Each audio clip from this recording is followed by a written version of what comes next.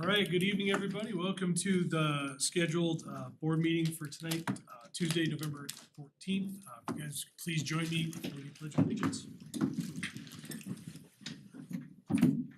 Pledge allegiance to the flag of the United States of America and to the republic for which it stands, one nation, under God, indivisible, with liberty and justice for all. Thank you. Clerk, we have a roll call.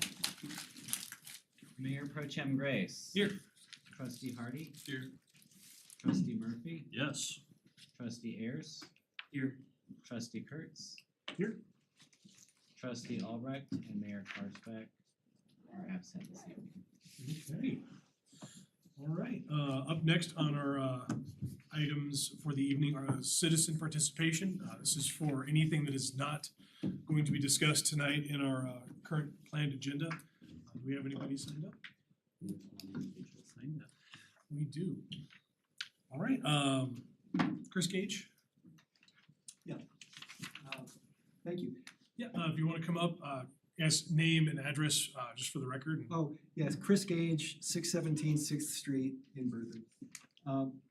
I appreciate the opportunity to talk. I wanted to follow up on something I discussed with the board back in July, which was the Flagstone Sidewalk Reimbursement Program. I'm pleased to say that my sidewalk has been renovated. I think it came out very well. We're going to have an inspection scheduled within the next couple of days, and so I'm optimistic that it will pass the inspection and that the reimbursement will be forthcoming. So that's all great. The program itself, there were several hoops to jump through. I think you're probably all familiar with a couple of snags, but it did work out. And I wanted to give a shout out in particular to a couple of the people in the town who were quite helpful. Brandon Keegan was very responsive when I needed to get in touch with him. He, after I told him that I needed the inspection done, he got back to me the very next day, and we're going to schedule that. There was a little issue with the fact that the permit was supposed to be free of charge. The person at the permit office didn't know that, but that was also resolved immediately. I got an email the next day, and that'll be reimbursed. So I was very pleased with the outcome. I did want to mention that I think it was the intent of the DPW to notify other residents that this reimbursement program was up and operating. Whether or not that occurred, I don't know for sure, but I do think it's worthwhile notifying people, because initially it wasn't known that they could get some financial assistance in having the sidewalks renovated. And I think that some people made the choice to go with concrete because of the cost issue. So if they're aware that they can have 50% of the lowest bid reimbursed to them, I think that could make a difference for some people. I don't expect that it's of high interest to anybody but me, but I do have some photos of the sidewalk, and I'll show them to you guys, and we can run out. Actually, you emailed them out to everybody. Beg pardon? I actually got copies. Oh, you did get, Yeah. okay, I didn't realize that. So I thought that the contractor that I worked with, he was a low bid, but he did terrific work, and so I couldn't be happier. So thanks a lot. Thank you. Thank you very much. Great. Okay. Is there anybody else who would like to say anything during public comment? Anybody online? There is not. Okay. All right. Closing up citizen participation, on to the consent agenda. Does anybody on the board like to speak to the consent agenda, or is there a motion? I move to approve the consent agenda. Second. All right, so it sounds like Trustee Hardy's moved and Trustee Murphy's seconded. We have a roll call vote? Trustee Ayers. Yes. Trustee Hardy. Yes. Trustee Murphy. Yes. Trustee Kurtz. Yes. Mayor Pro Tem Grace. Yes. Okay, cruising right along. On to the next subject is the wireless communication code introduced by our very own Ann Johnson. Good evening, Mayor Pro Tem Grace and members of the town trustees. Tonight we're going to hear from Ken Fellman. And in your packets for the first reading is the draft of the wireless communications facilities code change. And Ken is going to walk us through the whys. Why are we doing this and why are we being compliant with state and federal regulations? We're not going to go into details about the code, but he's going to give us the background on why we're doing this. So as with all code amendments, this is you can open it up to public hearing. We have met with Ken throughout the process. This has been presented to the Planning Commission as well, and they did vote to send this to you with their unanimous approval.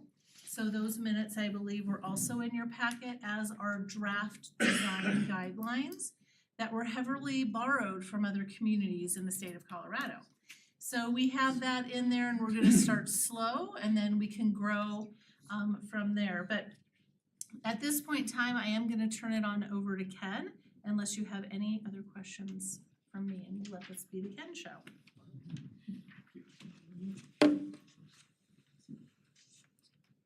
Good evening. Good evening. It's nice to be here.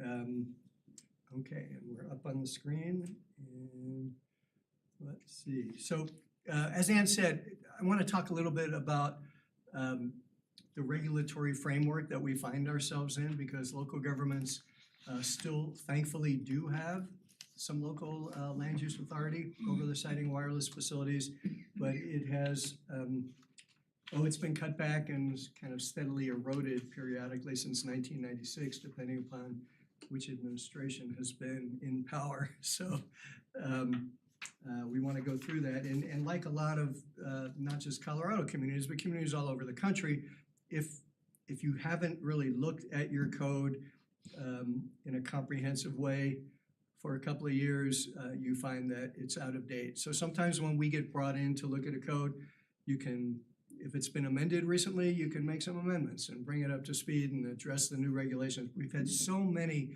new regulations over the last 7 or 8 years that a lot of codes, including Berthoud's, it really made sense to start over when it dealt with these. So what we're going to talk about a little bit is the terminology that you hear, what Colorado state law says about local regulatory authority, what the federal statutes and the Federal Communications Commission regulations say. We're going to talk about towers, because towers are a little bit of a separate animal. Notification requirements, how you can coax these some of these facilities into certain areas. I'm going to talk a bit at the end about radio frequency emissions, because that's both an area that citizens have a tremendous interest in, but unfortunately you have zero authority to regulate under the federal preemptive statutes. And then I'll kind of give you a few examples of some things that are happening along the Front Range. So terminology first. You hear things like 5G. 5G just stands for 5th generation of technology. Before that, we had 4G, and then we had 3G. And if you look at your phones these days, it might show that you're in a 5G area, but you may still have for LTE. You've seen that on your phone sometimes. That's a long-term evolution, which was another nickname they gave for 4G. Small cell facilities, small wireless facilities, another way that term is used. They're not really small. That is an incredible misnomer. As a local government person, I hate it. It was something that the wireless industry started promoting about 7 or 8 years ago when these kind of things first started coming forward. And I remember like a bad dream, all the articles about these are just no bigger than a pizza box. They're way bigger than a pizza box. And we'll talk about how the law defines them later on.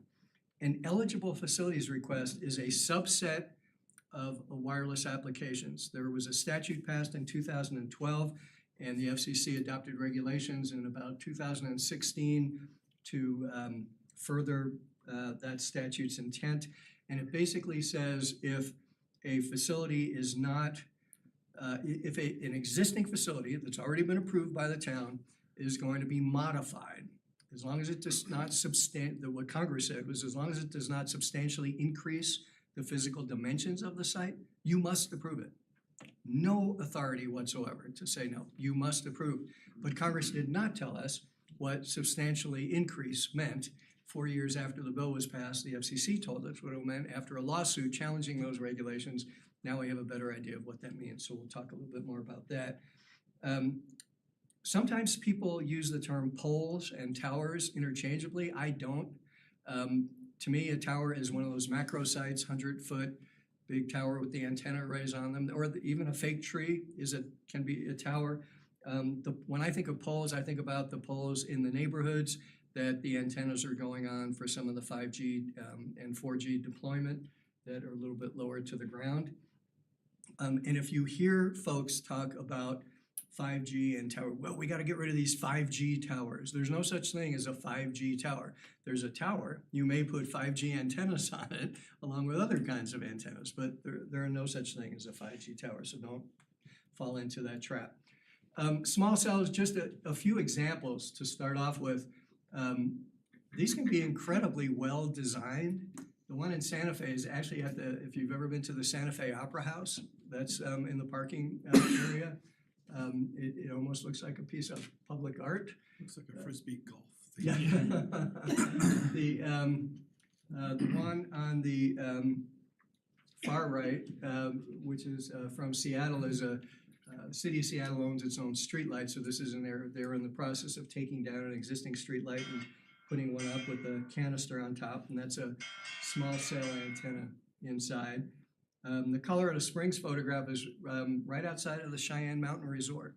A couple of years ago, Aaron and I were probably at the same conference for the Colorado Municipal League at the Cheyenne Mountain Resort, and my partner and I pulled out of the parking lot, and there was this really cool looking traffic or street light with a canister on top, that black pole, and the ancillary equipment that goes with that antenna is buried underground, those metal tops there on the sidewalk right at the base of that pole. And then the ugliest one I've ever seen is from Oakland there. So you can see there's a wide variety of what these things can look like, and you do have some regulatory authority over the visual impacts of these. We had a law passed a few years ago in Colorado, and it was a compromise. The final result of it was a compromise between the industry and local governments. CML was at the table in advocating for our position on this, and I was privileged to be part of that process. The one area that we didn't get what we wanted was the first thing that you see on this slide, which is the legislation says these small cells are a use by right in any zoning district. Now, towers are not. You can say no towers in a residential single-family detached zone, but you cannot say no small cells. Again, you can have some authority over where they're placed and what they look like, but you cannot prohibit them outright under state law. We have a second law in Colorado was actually passed back in 1996 when the Federal Telecom Act was passed. And what it says is except for cable television, which is a separate carve-out, we are not allowed to charge broadband companies, telecom companies, for the use of the public rights-of-way. So if someone did come in and say, Town of Berthoud, we have a plan to put up 100 small cells along your streets over the next 12 months, and we'd like to enter into a permit agreement or a license agreement or some kind of agreement with you to get access to the streets. Again, there's some regulatory authority that you have. You can't charge them for using the streets like you can charge the electric utility a franchise fee, or you can charge the cable company a franchise fee. We cannot charge for anything telecom or broadband related if it's not cable television. So that's state law.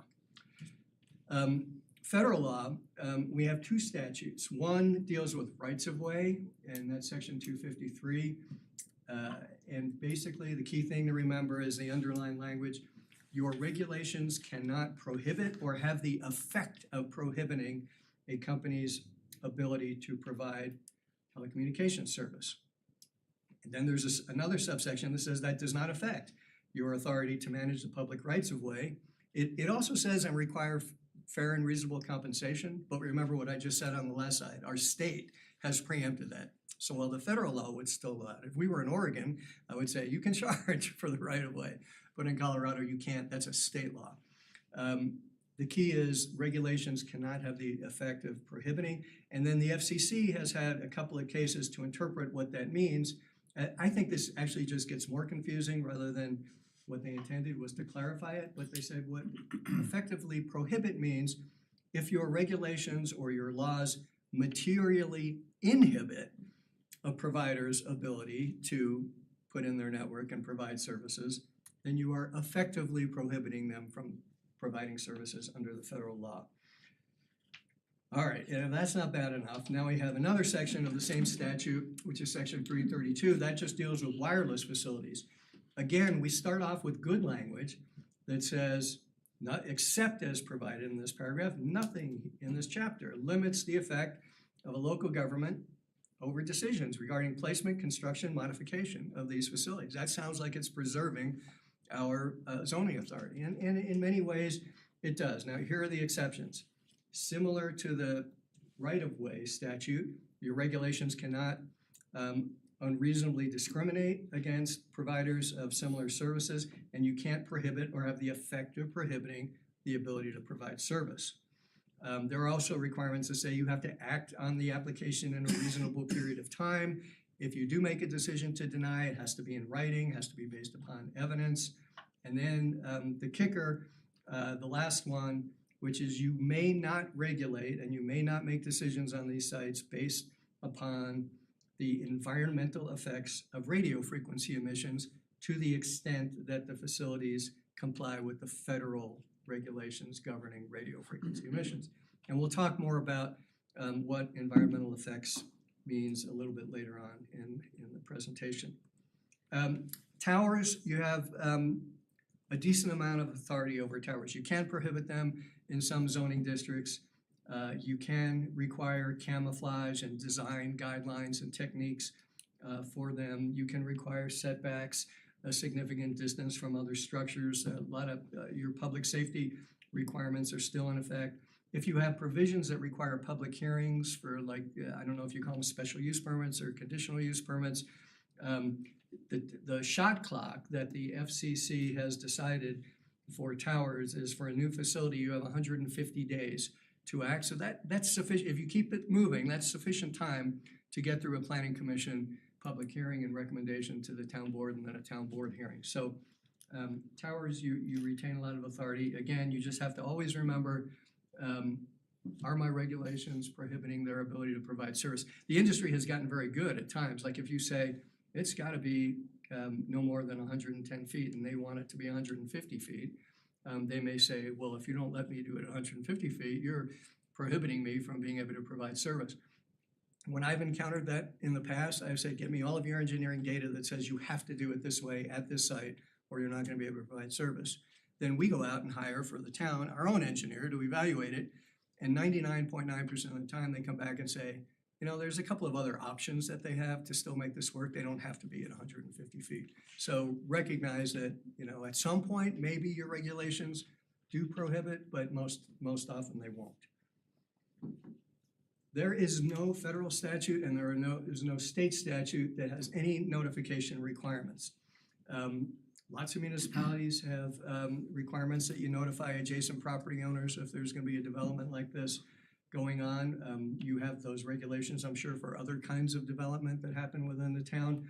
One of the areas of concern, though, from a policy standpoint, and this is your choice to make on notification, some of these decisions we don't have a lot of authority on. I mentioned the eligible facilities request. You can't say no in those cases. There are some other kinds where the shot clock is very short. You cannot have a public hearing because there's no way you can get it done in time, and you really need to have a process for administrative approval for Ann and her staff to look over an application and make a decision, yes or no, on the permit.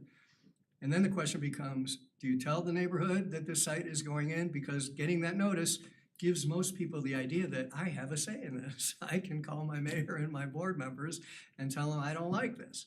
And then you have to tell them, you know, we told you about it because we wanted you to know what was happening, but we really have no authority here. Call your congressman if you don't like that law. For example, you know, Boulder had, based on that, decided they're not gonna put in notification requirements. When we worked with Larimer County on their wireless regulations, they said, you know what? We're gonna let people know anyway because we wanna be transparent, and we're just gonna make clear when we tell them, we're gonna let them know if it's one of those cases where we don't have a lot of authority to take any kind of input from the public and have that affect our decision. Site selection and zoning, again, always remember, whatever my rules are, they can't materially inhibit these facilities. The slide that you see is actually a totally camouflaged site. I live in Arvada. This is about a mile from my house on the northwest side of Arvada, and that was an old farm storage facility. The silo was actually there and empty, and a wireless company approached the property owner and said, can we make this an antenna site? And I mean, it's a great site. We have better coverage in the neighborhood, and nobody can tell. It's not ugly at all. It looks pretty much the same, other than that little fenced area there at the bottom than it used to. So you do have those kinds of, that kind of ability. Remember that we can't prohibit small cells in any zoning district. You can prohibit other kinds of facilities in certain zoning districts. There's no set rule on setbacks, so again, you have to look at these things and think, are they reasonable? And sometimes you have to ask, someone who does a lot of these, what has been found to be reasonable? And I will tell you that if you have a 100-foot tower and you say you got to be 100-foot setback from the property line because if the thing falls over, even though most of them really don't fall over, they're built to buckle, but you want to be safe. That's a reasonable setback. I've seen some communities do 1.5 times or even 2 times the height of the facility. That might be stretching it a little, but I haven't seen that overturned. The problem is when people want you to have setbacks for the small cells in the rights of way.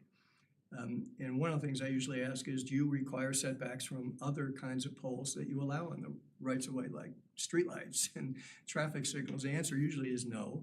You have a street light right up on the sidewalk, or it's right up in the front of somebody's yard. We recently did a project for a Boulder County municipality, and they had a bunch of citizens saying, we want setbacks for small cells of a certain amount. And staff took a map of the city because they have their own electric utility and they know where all the streetlights are. They plotted 100 feet from every streetlight in the city, and then 50 feet from every streetlight in the city, and 25 feet. At 100 feet, which is what is asked for, you would not be able to put a small cell anywhere in the entire city except in 1 or 2 parks on the fringes. But even at 25 feet, you'd have 60% of the city you couldn't put anything. So it's really, really hard to do setbacks for the small cells. So keep that in mind if you hear concerns about it. All right, radio frequency emissions. So the law says you can't regulate based upon the environmental effects. There have been court cases that have said health effects are environmental effects, and that's really what people are concerned about. The FCC has the exclusive authority in this country to set the standards for protecting public health from radio frequency emissions. Those standards have not been significantly updated in 30 years. The FCC made some minor updates a few years ago, and then even those got overturned in court because they didn't have not substantively, but because they didn't have a proper public process, and the court rejected them. So we're still dealing now with the old regulations. And those I am not an expert, but I have done so many of these and have sat through so many public hearings and talked to so many citizens who are concerned about this. And I respect those concerns. We can have a debate on whether the federal government or local governments are in a better position to protect public health and safety on that issue.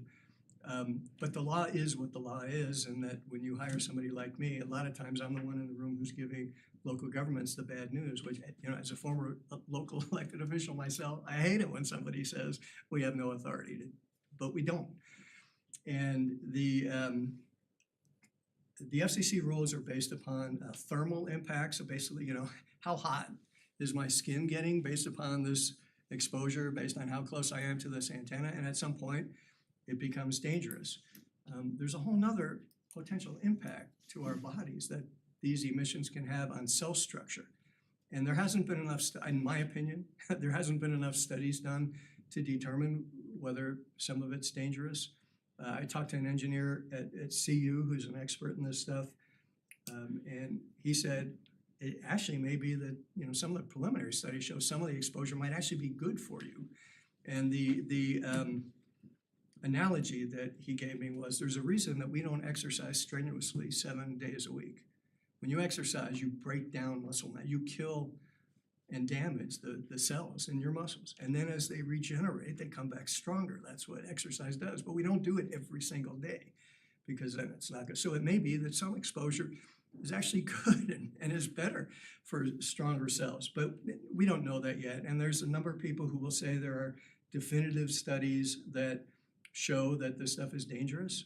And I have seen studies that I'm convinced for very young children, it has potentially more of a significant impact. The doctor who I think he may have just retired, but for years was the dean at CU's School of Public Health, was an epidemiologist, and I have a tremendous amount of respect for him, and basically what he told me was there are no scientifically proven, medically accepted across the wide spectrum of medical expertise studies that show this is either bad for you or is okay. And the federal government just hasn't funded a lot of these studies, and usually the way that these medical studies get funded is federal government funds major universities to do it, and we don't have the information. So we're stuck with this regulation. We can't regulate it. We can't indirectly regulate it. There are court cases that have said, you know, you can't come up with some kind of regulation that on its face doesn't look like it's to protect health, but if you dig down, it's really there because we're concerned that somebody might be exposed. So keep that in mind. And I did provide a memo that you might just want to keep as a resource. If the issue comes up at some point, you'll be able to look at to get more information. I used to, until a couple of years ago, counsel local governments and say the safest way to not get into trouble because of the federal preemption is when somebody comes into your public hearing for a site, just explain to them, we're not going to take any testimony on this issue because we are not allowed to deal with it. And if we have a lot of testimony on it, and then we deny the tower or the antennas on the rooftop or whatever they're applying for, and the record is filled with people who are testifying about the health effects, even if we say we're turning it down because we don't like the way it looks, a court might look at it and say, yeah, we know what you were really doing. So we'd like to keep that out of the record. And then the Santa Fe case was decided in the 10th Circuit, which is the federal circuit that Colorado is part of. So this is law in Colorado. And that basically said the First Amendment trumps the federal preemption. So you got to let them testify about whatever they want to testify to. You just can't consider it. So it puts you in a very uncomfortable situation of explaining to people, look, if you want to testify about this, you can, because we'll let you testify whatever you want. But we are not allowed to consider anything you say about the health effects of radio frequency emissions when we make a decision. And if you have a record of a public hearing that has that kind of stuff in it, Aaron will be very careful at the end of the public hearing to say, when you're making findings of fact, to like say 3 or 4 times over, you know, and we did not base this on all this other stuff that we warned people we were not going to be able to consider in our decision. So anyway, that's the state of the law on that right now. If you haven't heard these issues from your constituents yet, at some point, you probably will. Just a couple of examples, there's many, many more. I cited and gave you some links for Lakewood, Loveland, and Fort Collins. Each of these communities has a website on wireless facilities, information on the different applications. They have design guidelines for what they want these things to look like in the community, so that developers of these sites have a place to go and get a feel for what I need to put in my application. In addition to those kind of things on the website, Fort Collins has a citywide wireless master plan. They went out and did a study and figured out where do we have good wireless coverage in the city, where don't we have good wireless coverage? What can the city do maybe to encourage these companies, how to fill some gaps? So there's a lot of resources out there. I know Anne has become far more of an expert at this stuff in the last 2 months than she ever thought she would want to.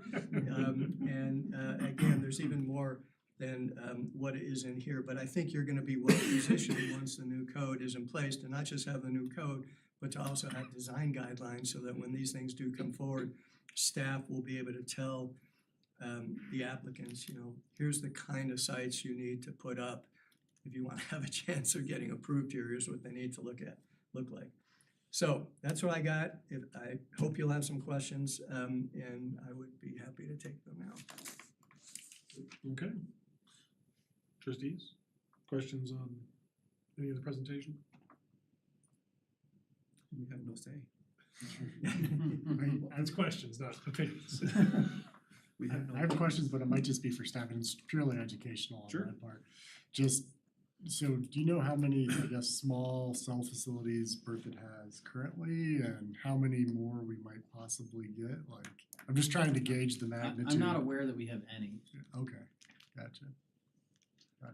Right, if That I were might to, explain some of the if I were to substitutions. guess, trustee Kurtz, if I were to guess, I would say, you know, we're in a part of the state where there's a lot of growth going, there's been a lot of growth, and this part of Larimer County and Weld County, you know, a lot of what were, you know, beautiful little sleepy little towns 15 years ago are really kind of exploding with new rooftops.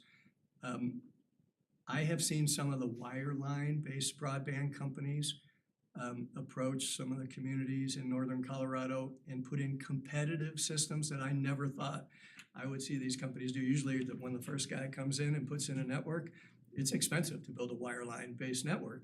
And you don't see it, you know, it's why Comcast doesn't have a lot of competition in the places that they exist. But I've even seen Comcast go into some small communities in northern Colorado where they were not the cable company and put in a competing system, something for 30 years they told me they would never do. So you may not have them now, but I think at some point you're gonna get them. That's helpful, thanks. Did have a couple questions. A few slides back, could you, I guess, explain the bright line rule? The height of the structure, or you can't have a setback that's, you know, more than what you have for other buildings in a zoning district. I mean, you can impose setbacks that are reasonable to protect public health and safety and visual impacts based upon the location. So if you have antennas on a building and you have buildings close together with alleyways, you may want to have, you know, narrow setbacks from the property line and limit how far the antennas could extend off the side of a building as opposed to being on the roof, because you know, it's a potential health hazard if you get a big windstorm or ice storm. So that's really what I meant by no bright line rules. There's not a hard and fast rule that says what you have to do. Okay, so it's not formulaic, it's all kind of according to what each municipality kind of thinks is a reasonable setback Right. requirement. Yeah, no, I was reading the memo, and a lot of this information, essentially, we don't have a lot of control over some of the small cell. Essentially, as long as it's all falls within our kind of zoning requirements of height and design. Yeah, but you do have control over what it looks like, so I'm Yeah, gonna height go and all the way, design. you Yeah. know, back to that slide. Yeah. And there are a number of communities that have focused on putting it on existing infrastructure or replacement of existing infrastructure. Because if you have a street light now, it probably cannot structurally support all of the equipment that goes on a small cell site. But you can say, go work a deal with the utility company or the municipal utility if the municipality owns it. Take down that streetlight at that location and put up a pole that has a replacement streetlight and a good-looking canister antenna with all the equipment and the wires on the inside. And you want to put up a small cell, that's what's going to have to look like. It's more expensive to put one up that way, but you do have authority to require that. And that's why and is working on design guidelines so that when they do come eventually, we'll have something in place to Okay. protect that. Okay, so we do have control over what it looks like, typically setbacks around the area, height restrictions according to the, okay, okay. The other thing, I didn't mention this in the initial presentation, but it's responsive to your questions. A lot of times folks will say, how far apart should these things be? And my response is, for standalone poles, right? If there's a policy that we want to encourage these things on existing vertical infrastructure. And if you have a street light here that they're willing to replace for Verizon, and there's a street light right across the street that AT&T is willing to replace, you know, that may only be 100 feet apart, but you know, that's fine. They're doing what we want. They're putting them on a replacement infrastructure that's already there. But if they say, we can't do that, we have to put up a standalone pole. So you're just gonna get one of those straight poles, a little canister on the top, and the only thing it is a wireless site, 600 feet from another standalone pole. And you might be wondering, where did 600 feet come That's my from? next question. And it came from one of the, like 3 or 4 years ago when this was just starting to explode. I was sitting in a meeting with a planning director and a city manager, and the city manager said, you know, 600 feet is about the length of one of our city blocks in the residential neighborhood, so we can deal with one per block. And that's where I've seen them at 500 in some places. I've seen them a little bit more than 600. I think once you get longer than that, because the industry will tell you, the small cells use, not all of them, but some of them use a different part of the radio frequency spectrum, and they have to be closer together because the signal doesn't carry as far. So they may say, oh, it can only go 300 or 400 feet. It can go about 750 feet. Okay. But 600 feet is a reasonable, it seemed to me to be a reasonable figure to keep these about one a block in most cases. And again, try to encourage these companies to put them on existing infrastructure to avoid having that separation requirement. Got it. Okay. Any other questions? No? Okay. So it looks like we need to deliberate and give some direction, is kind of my understanding at this point for. how Yeah, to if you don't proceed. have any additional questions, certainly if you have comments, I think we'd be happy to hear those. Otherwise, we would just schedule this for your next regular meeting for potential adoption. Sure, okay. Anybody have anything they wanna discuss on this, or? I mean, it doesn't seem like there's a lot that we can actually do, so I think we be as stringent as possible on design guidelines and Sounds like they're on track, so. Yeah, repurposing it kind of with our comp plan and using that as a good backdrop to build this up underneath. Seems like anybody disagree with that? And just for context, there've been two large cell sites that have been constructed in the last 5 years. Both are they're concealed inside of silos. One of them looks like a rocket ship up by the TPC clubhouse. You may not realize that that's a cell tower, but it is tall. You'll notice it now. But it is a silo. But anyway, yeah, there are a couple in town that were built in the last few years, and voluntarily they agreed to conceal those inside of silos. Isn't there one just over here in the high school? There is a tower there, but that was not built recently. Yeah. That I'm aware of anyway. It wasn't built while I was here. Cell stuff is on the grain elevator. Yeah, that one I know about. Yeah. Okay. can we require that moving forward because those trees look kind of silly? They said, hey, we know you probably want these concealed. What do you want? And we said, I don't want the fake tree, because they don't make sense here. Yeah, we can look like palm trees. Palm trees. And actually, in both of those instances, they were really easy to work with, thankfully. But I think having the strength of code behind us make it that much easier. I was thinking selling advertising to Pepsi or Coke. Oh my God. Campbell's soup. Exactly, that too. Okay, so it sounds like staff, you have direction and all good? We will bring it back to you at your next regular meeting. Wind turbines on top with them so that they power the light. Yeah.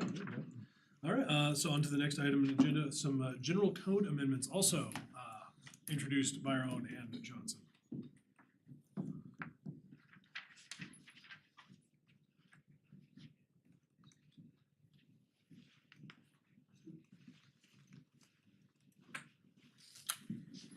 Hello, again, Mayor Pro Tem Grace and members of the Town Board of Trustees. So, as you know, we've been going through the code and doing some housekeeping work in the code, and this is the second presentation, and you will have a third round coming to you, and that's the end of it for this year. So just moving forward again, staff will make a presentation. For those in the audience that are unfamiliar with this process, staff will make that presentation.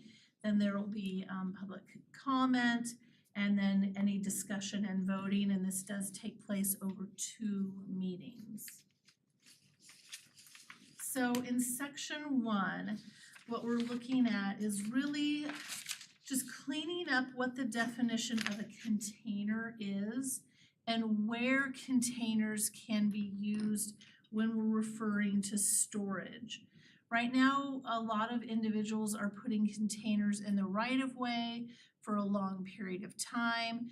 Other individuals like to have a collection of items, or they need extra storage on their property, and so they're using containers or semi-trailer parts or even rail cars for storage.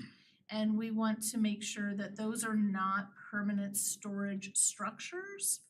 So we're just limiting the amount of time, and I've been working with the clerk's office as well as compliance on coming up with some language that we all can use, and it's friendly language that would allow, like if you were moving by pods, you could put some pods out there, get them filled up, and then move them on. Also, what outdoor storage is, it isn't just changing shall from instead of may, and allowed versus permitted.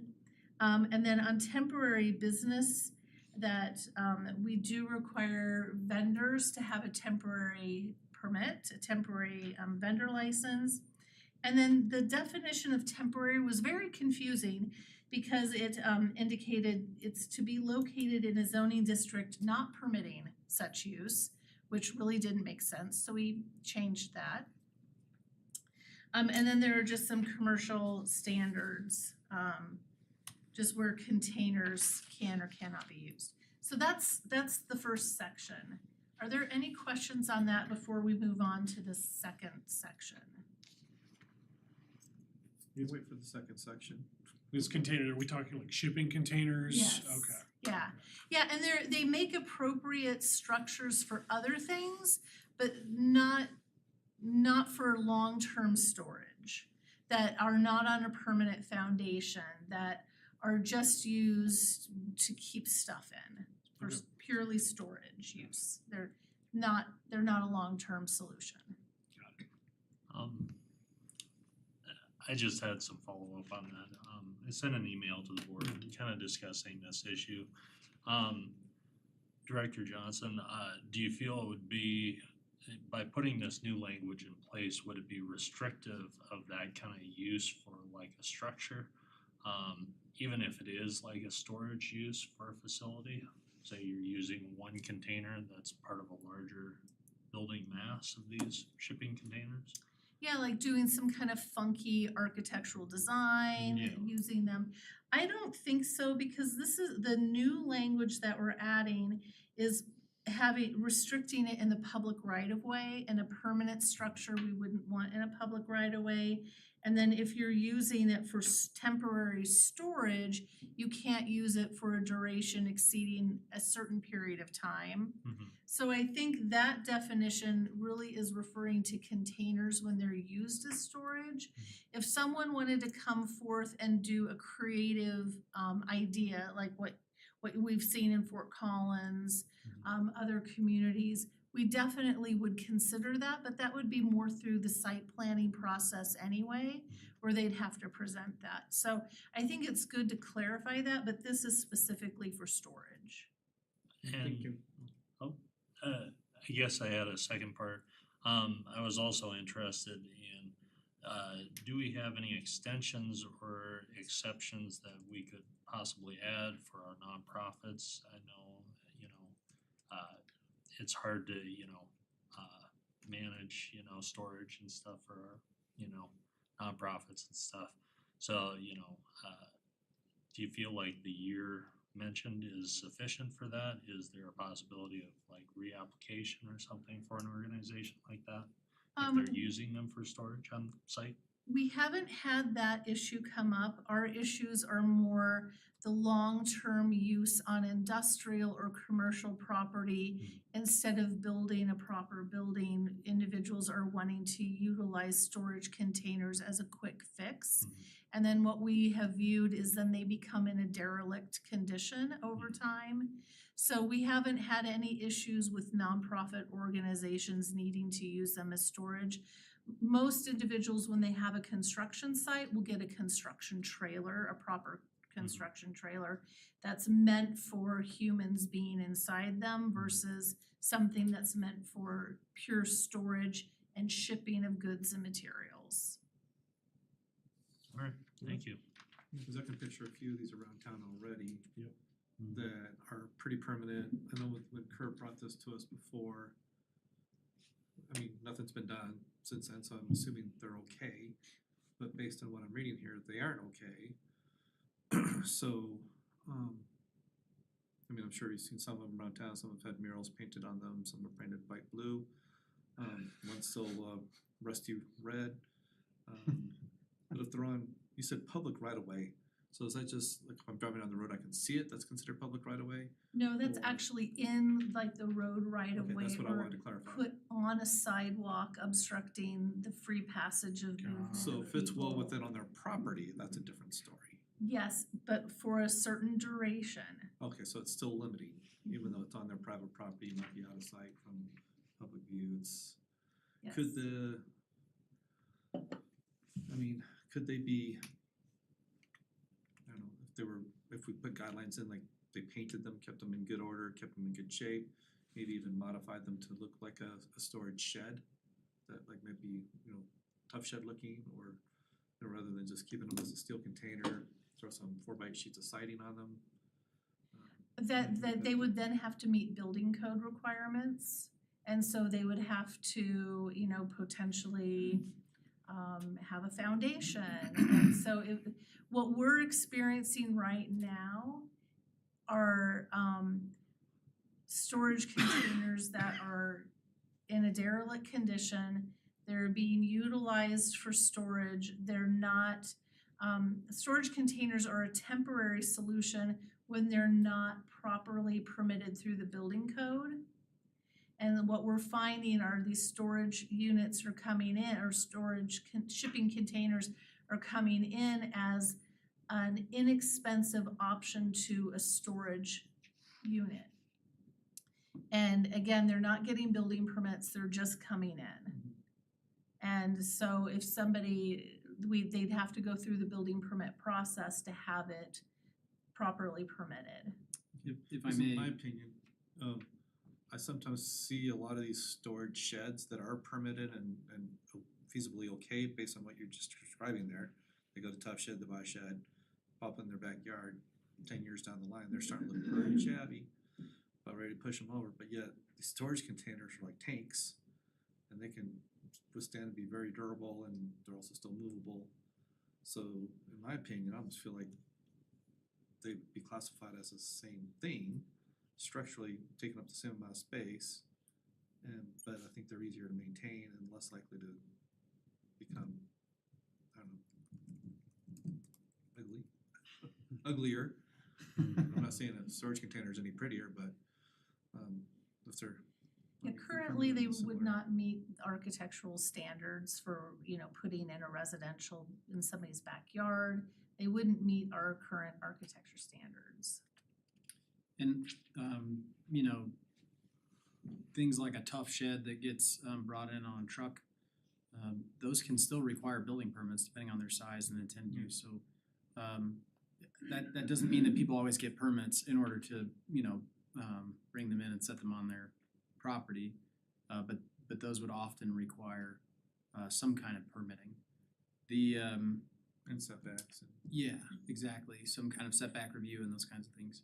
One of the things, some of the, really, Trustee Hardy, you're probably the only one that would have been on the board at the time.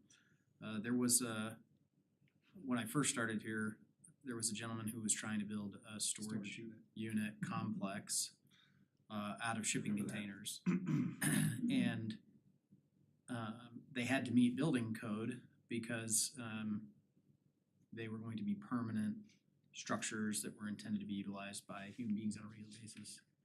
And so he tried to put roofs on them and run electrical to them and deal with ingress and egress and kinds of things, and it just became so impractical that it would have just been simpler to build metal buildings and less expensive in order to meet the building code requirements. And so so there are some unique situations where if you're intending to use them as a permanent structure for storage, that then it may trigger building code requirements that are very difficult to meet with or maybe not difficult to meet, but probably more expensive than it's worth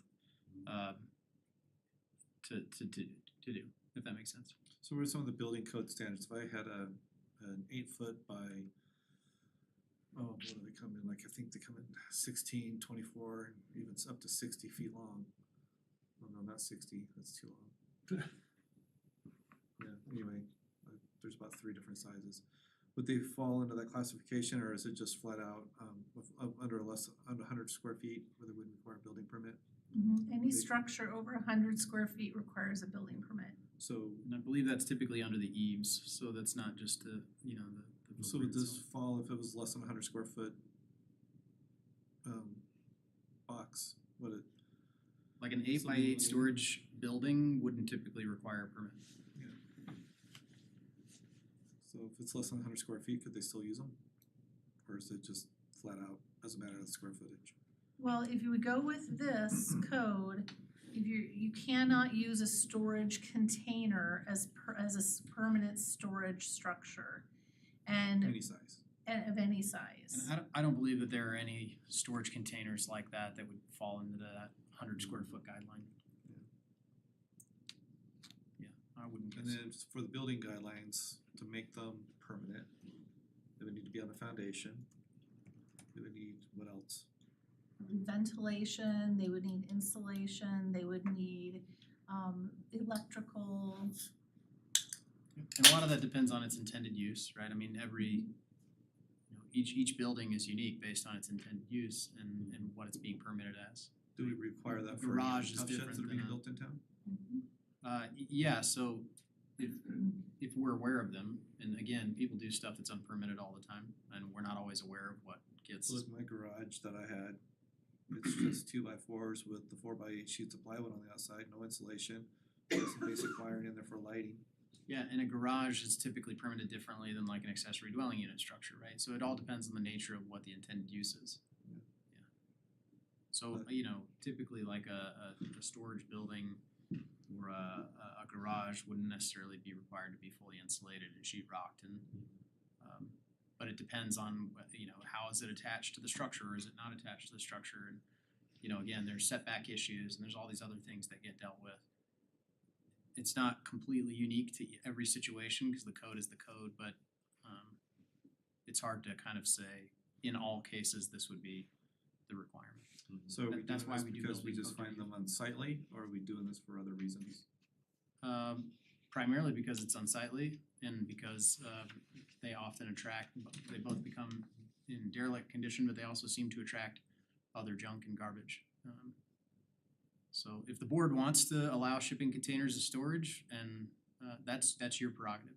We're suggesting that it's become an issue in town, and we think this is a way to help clean up some long-term shipping container storage that maybe doesn't need to accumulate junk. But if the board would prefer to allow them in town, that's a policy decision.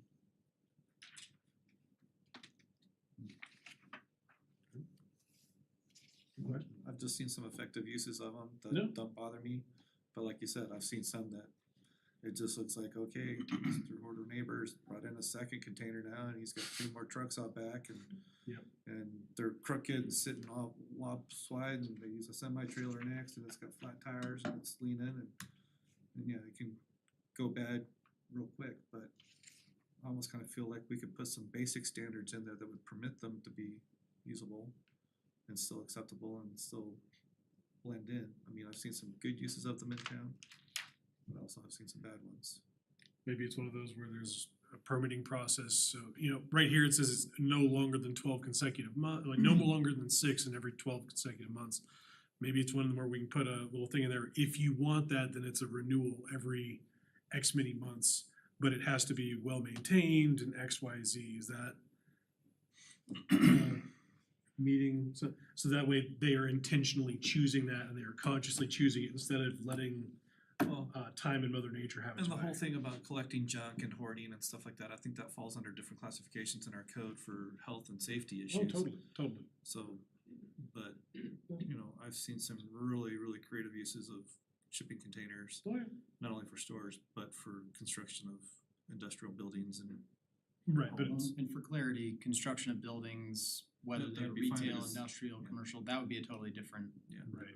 that would be a I totally get different that, cause issue. what you said, putting in insulation, roofing and electrical and blah. Right. Yeah, so we're just talking about the ability Storage. to use shipping containers, flatbed trailers, box cars, things like that as containers for storage. And that's all, we're not eliminating creative uses, we're not eliminating any of that. We just are wanting to tighten our standards on when and where people can place them for storage. Because we're running into a lot of people that are putting them in the streets, on That sidewalks. makes perfect sense Yeah. to me. And I think I mean, I it's, don't wanna throw anybody under the bus, for who's using, I think in good taste, and that would be Grace Place out west. They've got several out there, they're nicely painted, they're maintained, it's always very clean and organized around them. Who else have I seen that's done well with them? I know Habitat uses one up at their construction zones, but they move it around when they need to, based on where they're building the next house. But,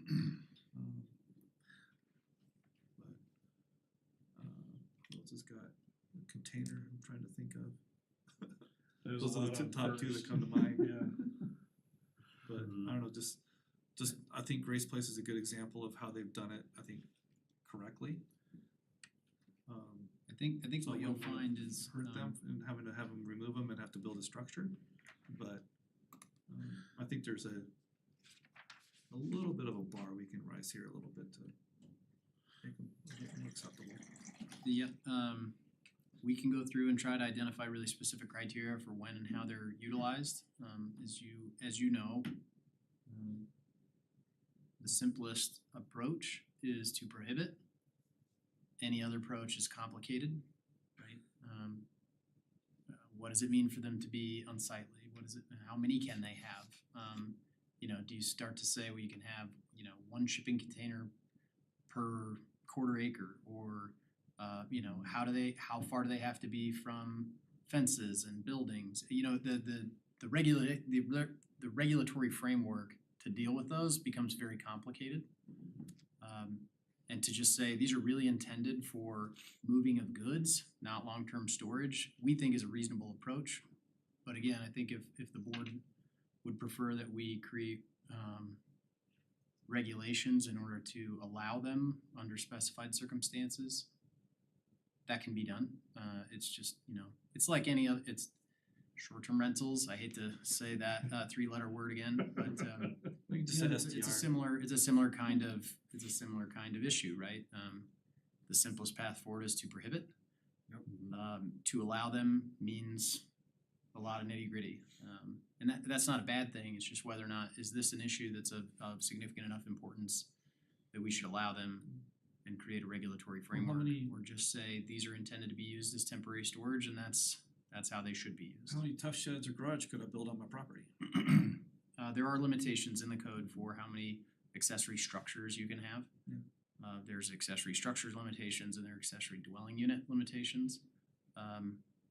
There's lots of information in the code about how that gets done. So again, it's not to say that we can't. The question is it worth it? And again, if I can tailgate onto that, if somebody has a site plan or a special use permit or a subdivision and they're wanting to incorporate that use, they may do so. But we're really talking about storage on smaller lots. They've not gone through the land development process. This is just strictly these these non-structures being used as structures for storage. I can think of a few houses in my neighborhood where they've got 2 boat trailers, a flatbed trailer, 3 storage units, a garage that's leaning. And I'm like going, man, we're complaining about a metal shipping container, but I'd rather see all that stuff. For what it's in- worth, a lot of the those shipping have container. other issues in the code that we deal with, so. Yeah, but I'd almost rather see some of that stuff put in one shipping container and clean it up, That's fair. have it all out exposed, so I just don't wanna, I think a lot of this. Just so you could ship it away. Yeah. and then maybe get it shipped away, you know? Well, I think a lot of this is essentially just kind of like good neighbor policy. Yeah. Right? Like, as long as it's well maintained, I don't think anybody's gonna, get snoopy and say, oh, you didn't pull a permit and cause a whole thing. Yeah. But I think it goes to the flip side where you have 12 and they're all in various states of decay. This at least gives some teeth of like, you gotta get these out of here, we have the code. Just like the STRs, you get one bad apple in that batch that has a dilapidated shipping container, Yeah, and then we it's gotta a- go through and write it's- letters to 150 It's, people it's throughout town good saying, neighbor policy. I don't care how pretty painted your mural is on that side or how well maintained or foundation it's on, you gotta get rid of it now. Yeah, it's, that's kind of how I'm interpreting it. I mean, I hear you, I think they can be used and used well, strategically, for sure, but I think it comes down to more, what you're kind of alluding to is, when you have these things stacked up in your yard, it doesn't look good no matter what it is. If it's all storage and it's been there for more than several years, I think it's time to give up the ghost and just do something about it, for sure. So I apologize, can I get a point of clarification now? So let's say someone has a shipping container in their yard and they've had it in there using it for storage for too long, whatever that means. If they go through the process of getting it permitted as if it is a shed, could then it be an accessory structure and then they no longer have to worry about it not following code? Perhaps. That's what I'm getting. Why, trustee Ayers, why? Why did you have to kick the can of worms? Yeah, I mean, Wha- the reality is they'd have to go through setback provisions and building code requirements and review. But if they did that, so to your point, where is if, if they want to maybe have a recurring payment. Sure. Whatever, I'm not saying I'm for that or against that, but if that's something that they don't wanna have to put up with, well, maybe they move that structure one more time, satisfy all the requirements of an accessory structure, and it becomes the same thing as a shed. Yeah, they're putting storage in it, but I store stuff in my shed too, right? I whatever. It's then changed a use from a temporary storage to a permanent storage. They've gone through the permitting and then that's that. It's an accessory structure. I can look into that and bring it to the second reading. If somebody wants a storage container to be used as a permanent structure, what is the process that they would go through in order to do that? I'd be happy to bring that back to you. Sorry, that was No, between you, yeah. yeah, but again, I think that's a it seems like a pretty reasonable compromise.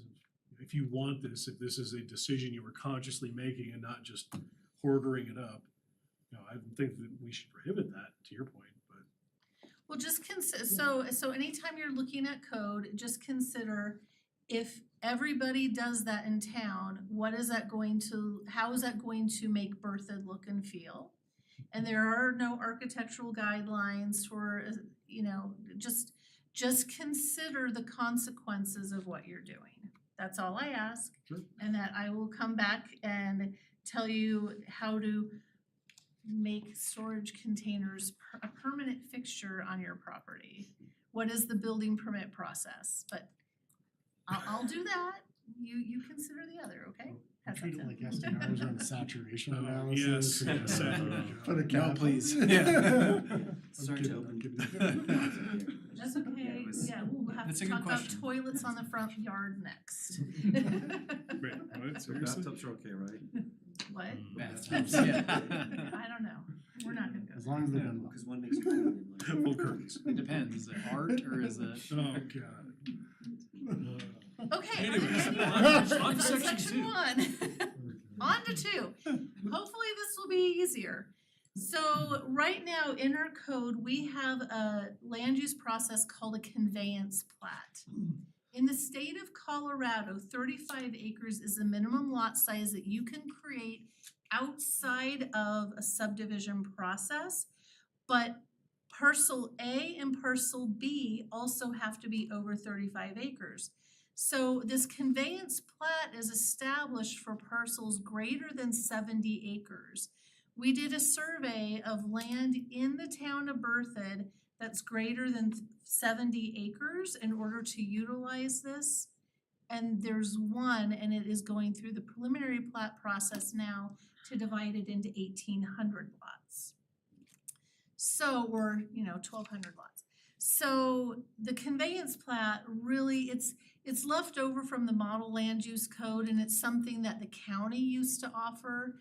The town really doesn't have use for this, and the outcome can be achieved through that minor plat process.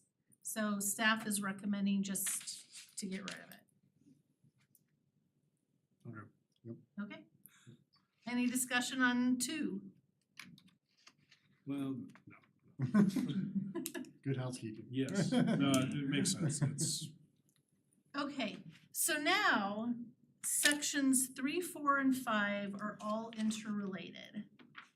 And what staff is proposing to do with 3 is consolidate a lot of the language in the code, which oftentimes is conflicting, it contradicts each other, it's confusing, it's not clear, and have one table that outlines the process for every land use permit we have. And then preceding that table will be a description of what does it mean to have a pre-application meeting? What is administrative review? And yes, even what is application submittal? What do all of those steps entail? And by putting it into one table, it's very, very clear if somebody's considering, I wanna do a full subdivision, or I just wanna do a minor subdivision, you can compare things very easily on one table. Okay, so that's proposal 1, section 3, make it really easy to follow. Then, because I'm going to make the assumption that you like that idea of making things easy and transparent, then because you've done that, now you have to look in section 4, and so now we get to go crazy with the red lines, and we now delete things that were described and sometimes were very confusing from the content of those particular sections. So now you just say, hey, the procedure found in table 3.10, you follow that, and then you can delete a bunch of stuff. So what it's doing is it's actually consolidating the land use processes themselves and referencing that one table. So that is section 4. Let me make sure I don't skip over section 5.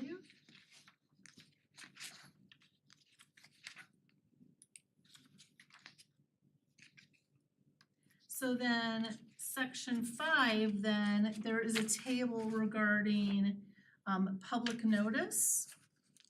And so some of this has to be amended because of section 3.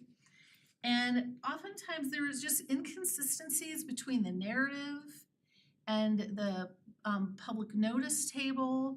And we always went with the most restrictive, but we just want to clean it up so that there are no questions. And then there also were inconsistencies where some had notice within 300 feet and some had notice within 500 feet. And we just thought, okay, we'll notice everything within 500 feet. So it's a little bit greater distance in some areas, it's half as much in only one. And then some notification were just 5 days prior to a public hearing. Well, if I have to mail a letter 5 days prior to a public hearing, some people might not even get their mail until after the public hearing. So we're just gonna go consistent 15 days prior as well. Just that gives people more notice and then they have an opportunity to participate. So that is section 3, 4, and 5. Are there any questions about those 3 sections? All right. Then moving on, you're doing great. Moving on to section 6 then is this honestly is a lot of tabulation cleanup. In the residential design standards, again, what you see on page 28 of 38, that was all one giant paragraph. And if you read it without the red lines, you'll see it was very difficult to understand. And we've had a lot of staff meetings about this paragraph and what does this really mean? So we took a stab at what we think it means and we just cleared it up to be reflective of housing diversity and what our standards are. Then moving on to, and then there was just some tabulation, numbering versus lettering that needed to be cleaned up. And then on page 30 of 38, again, that's just clarifying, it was one applicant may be allowed credit for 2 if A and D above are satisfied. Of the following, it was poorly worded, you couldn't, it was a sentence you couldn't even understand. So we cleared that up. Their elements were in 4 categories. One was on architecture, one was on energy sustainability, the other was on accessibility, and the 4th one was on water conservation. And so we just grouped those out and in separate, 1 is now this and 2 is this. Then when it comes to the water conservation standard on page 31 of 38, we actually had a builder who wanted to do this. And Aaron and I worked with that builder on coming up with how is the town going to regulate over the life expectancy of that home and that lot, that the plant material that they planted on day 1 will never change. And this became so onerous for, it almost sets the builder up to fail because it would have to be a deed restriction. And just consider, if you want to buy a home, would you be willing to only ever have these 5 plants forever? And it just became really difficult, and so we think, again, it's setting people up for a false sense of doing something and having success. Leave that up to the HOAs. What? Leave that up to the HOAs. Was the fear that they would rip out water, low water plants and put it in Kentucky bluegrass? Exactly, and so how can you regulate that over time? It sets the town up then to have to be the landscape patrol for every single lot in And have a town. master gardener so they can tell that's Kentucky bluegrass versus a Blue gamma. Buffalo grass, yeah. buffalo grass. Yep, so it just, it was a problem, and we had one builder who wanted to do it, and he was not willing to do the tight deed restriction and working with the title company. He just said that people are not going to buy a product that they can't change, but yet we have it in the code saying that he could apply to say they're not going to change, but then admitted, no, people are going to want to change. Yeah. So that is 6. Are there any questions about 6? Okay, this is the best one because it's not very substantive. This honestly is, section 7, honestly is pure cleanup. For example, on page 32 of 38 under the landscape design standards, Larimer County Road 1717 was underlined. I'm suggesting that we don't have that underlined. It honestly is cleanup. The lettering and numbering and zoning was just off. Also, in section 33-103, the zoning districts and boundaries, the urban, suburban, and conservation district were clear at the bottom. Those are your brand new zoning codes, or zoning districts. You want to have those at the top because those are the most important. And so we're just reshuffling.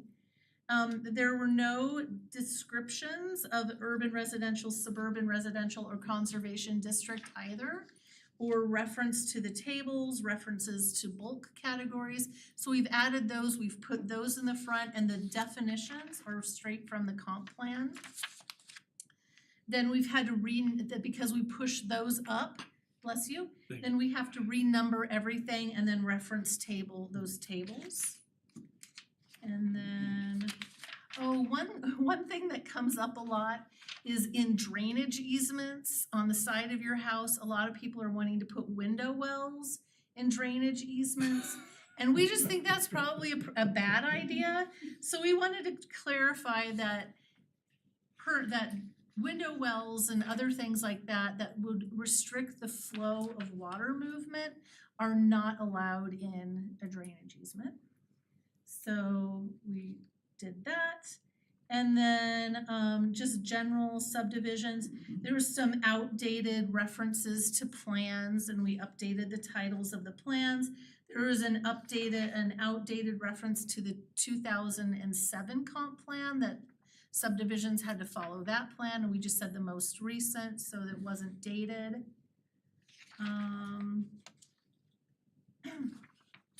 Oh, and then there was also reference to providing materials like in a certain AutoCAD format that is outdated, so we just said, you know, in a form acceptable to the town. So that concludes this wave of code amendments. This is the heftiest in the fact that there's a lot that's changing, but it's not substantive. And then wave 3 will be coming to you next time, and it's fairly, there's some substance there, but it will be easier. This was a lot of, if we do this table, then we're gonna have to cross off a lot of stuff. So other than the shipping container discussion, I haven't heard any other questions where I would need to come back for the second reading with new information. Questions or feedback for anybody on the board? No? Seems very reasonable and very forward thinking, to be honest, so, yeah, guess we'll see when he comes back. Yeah. Alright. Guess yeah. Okay, thank you. I'm a linear thinker. I like to have things very clear so that there's no questions. It's a very good point, yeah. No, I'd like to thank you, Director Johnson. Like, this is right up my alley, and I know building professionals absolutely appreciate this kind of stuff. I'm a little embarrassed some of this went by me, you know, but this is so important to get these things right, especially in the details. So thank you so much for the hard work. I know it's not easy. Yeah, the whole team worked on it, so we're all together. Thank you. Yep. Thank you. Thanks. Any other questions? I think that's it. Thank you very much. All right, moving on to item number 4 for the evening, our water and wastewater master plan and rate study, introduced by our own Ken Matthews.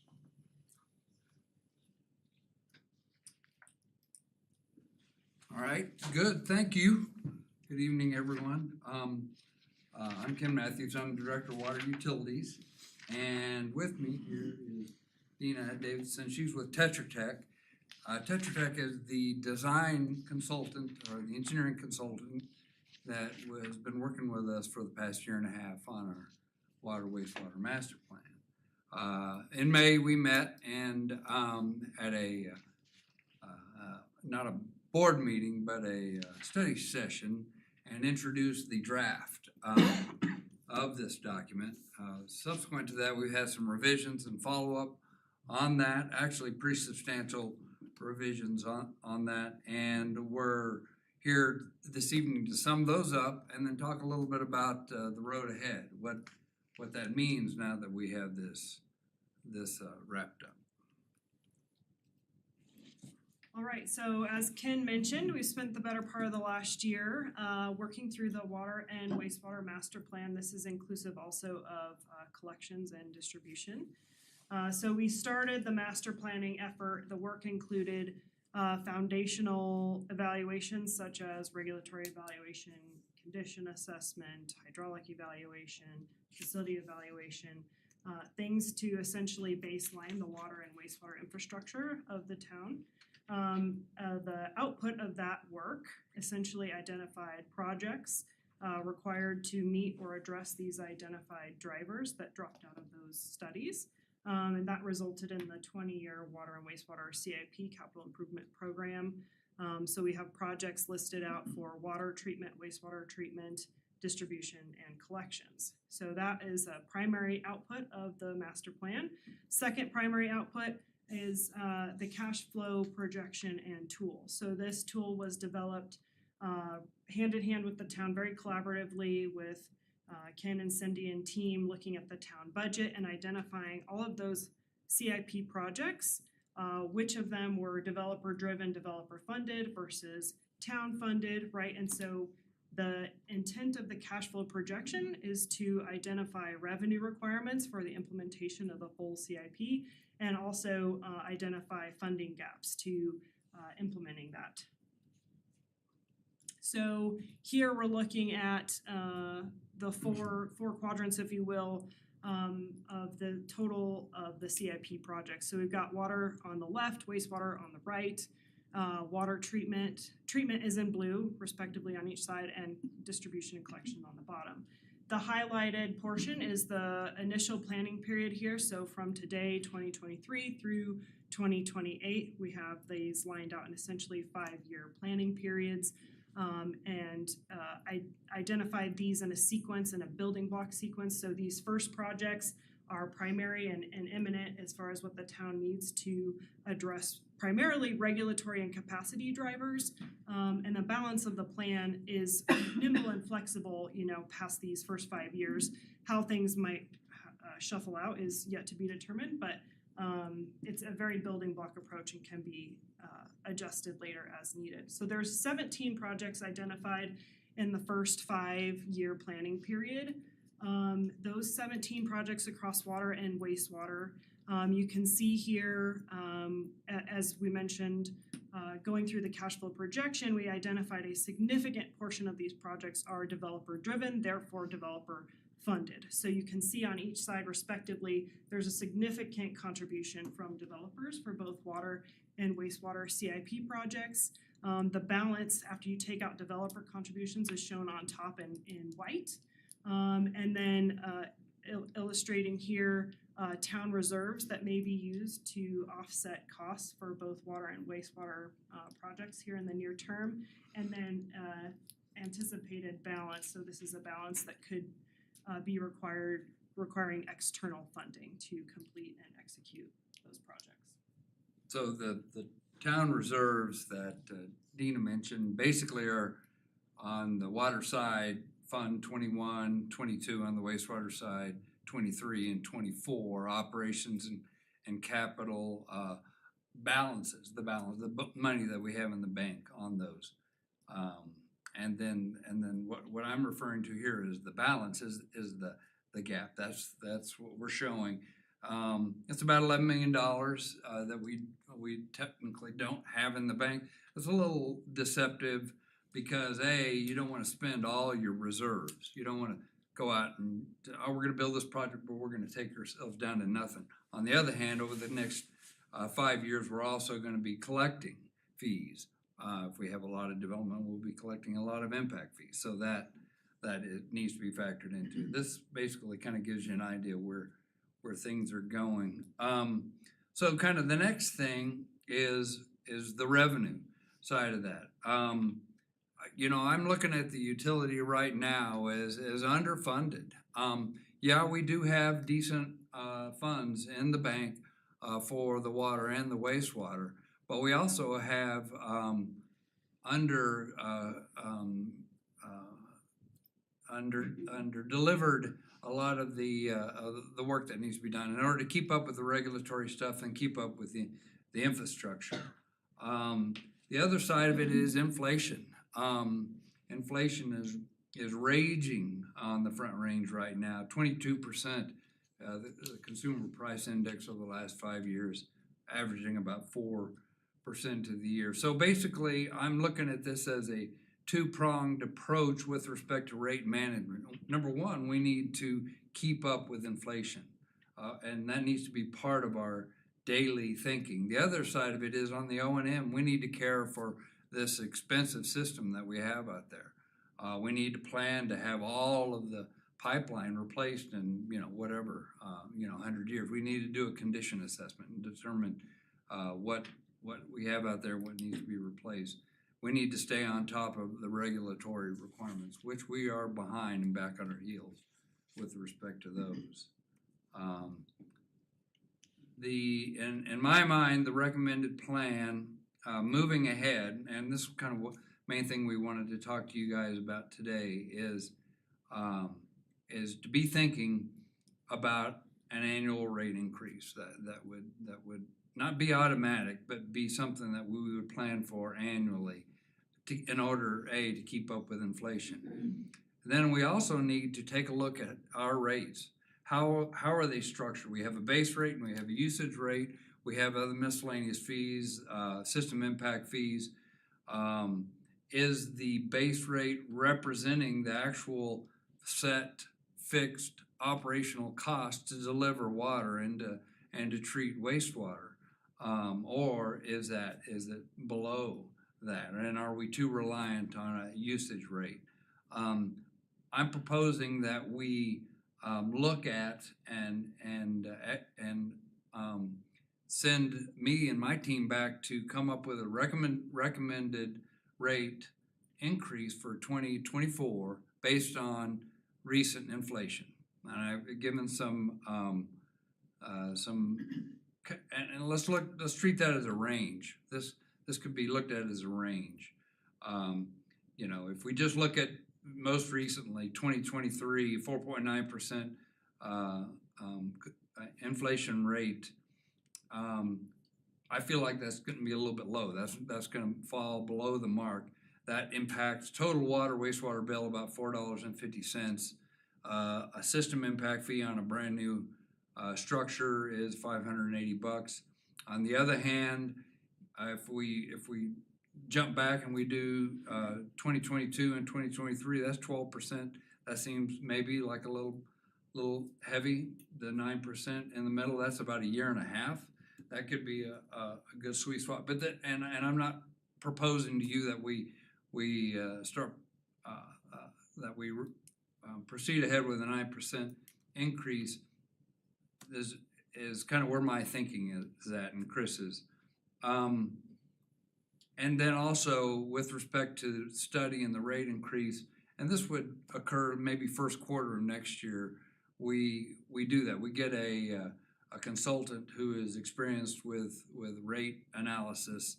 The rate study that we've done to date is, like Dina says, just looking at cash flow.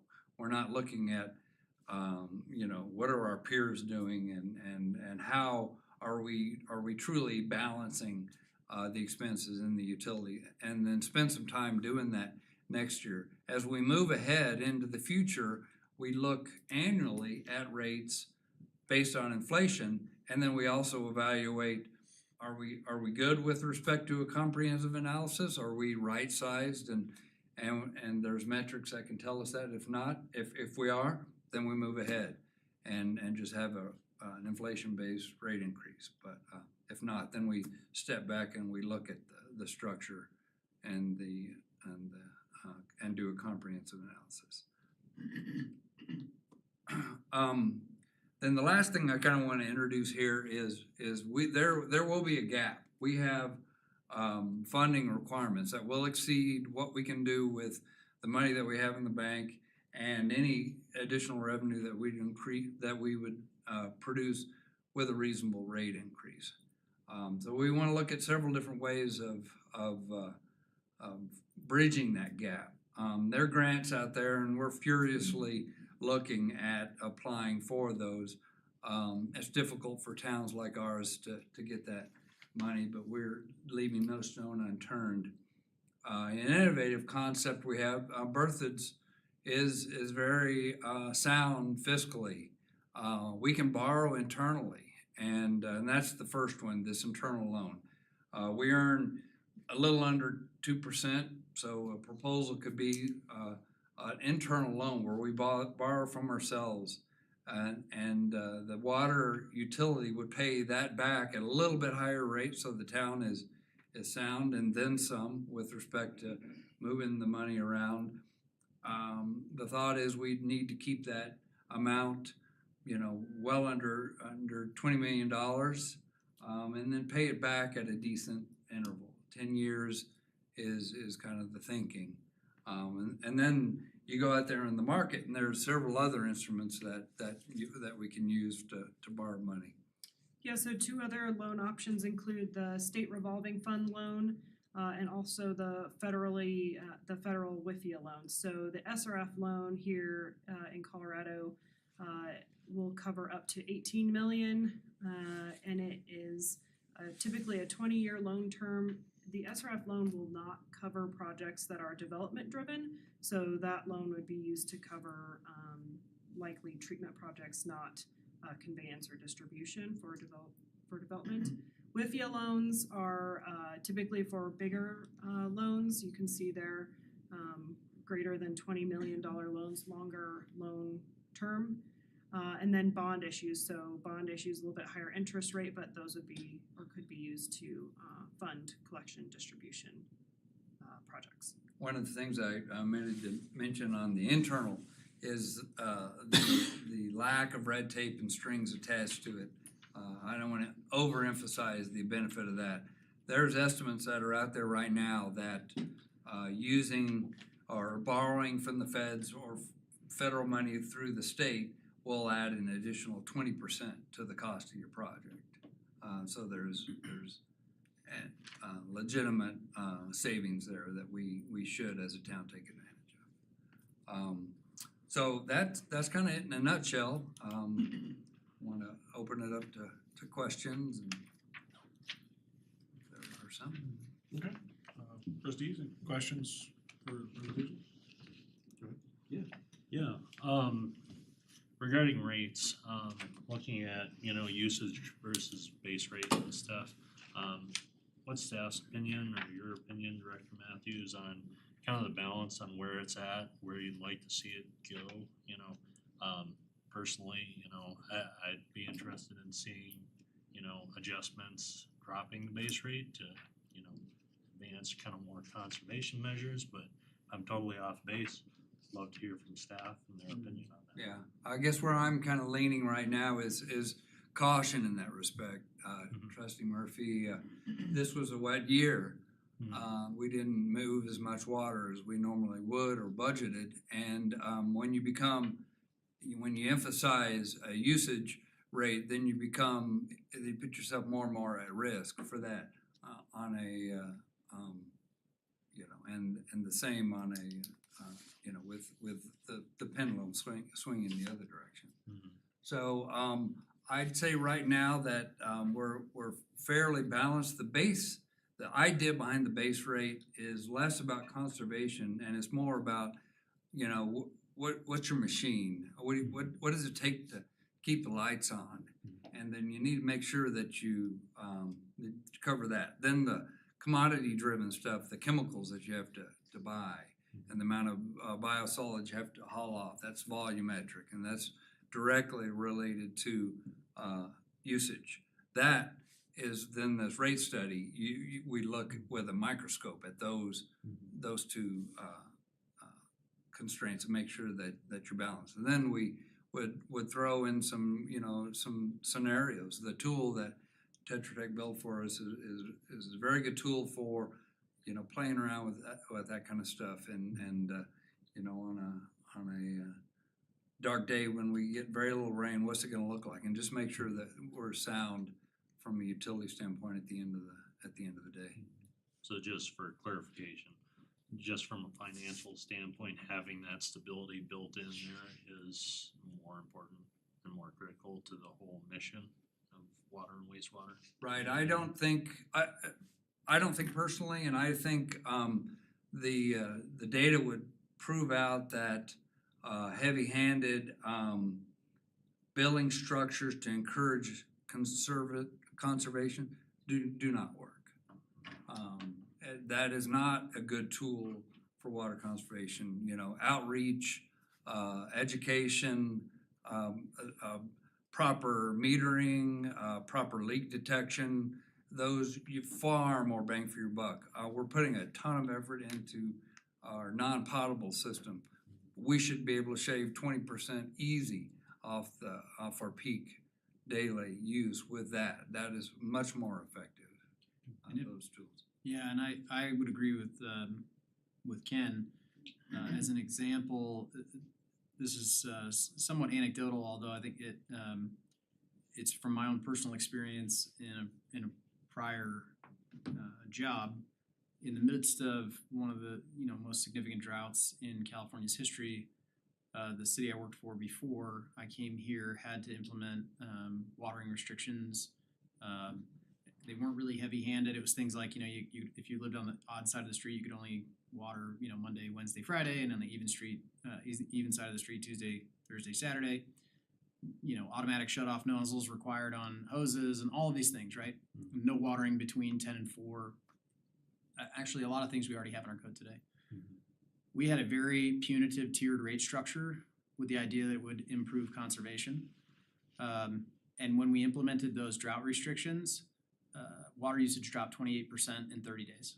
And so it was really abundantly clear that the tiered rate structure didn't have an impact significantly on water conservation, because if you could afford it and you wanted to have a green lawn, you paid for it. And instead, education outreach and some regulatory restrictions had a much more significant impact on water savings. And I mean, like literally overnight, it's like flipping a switch.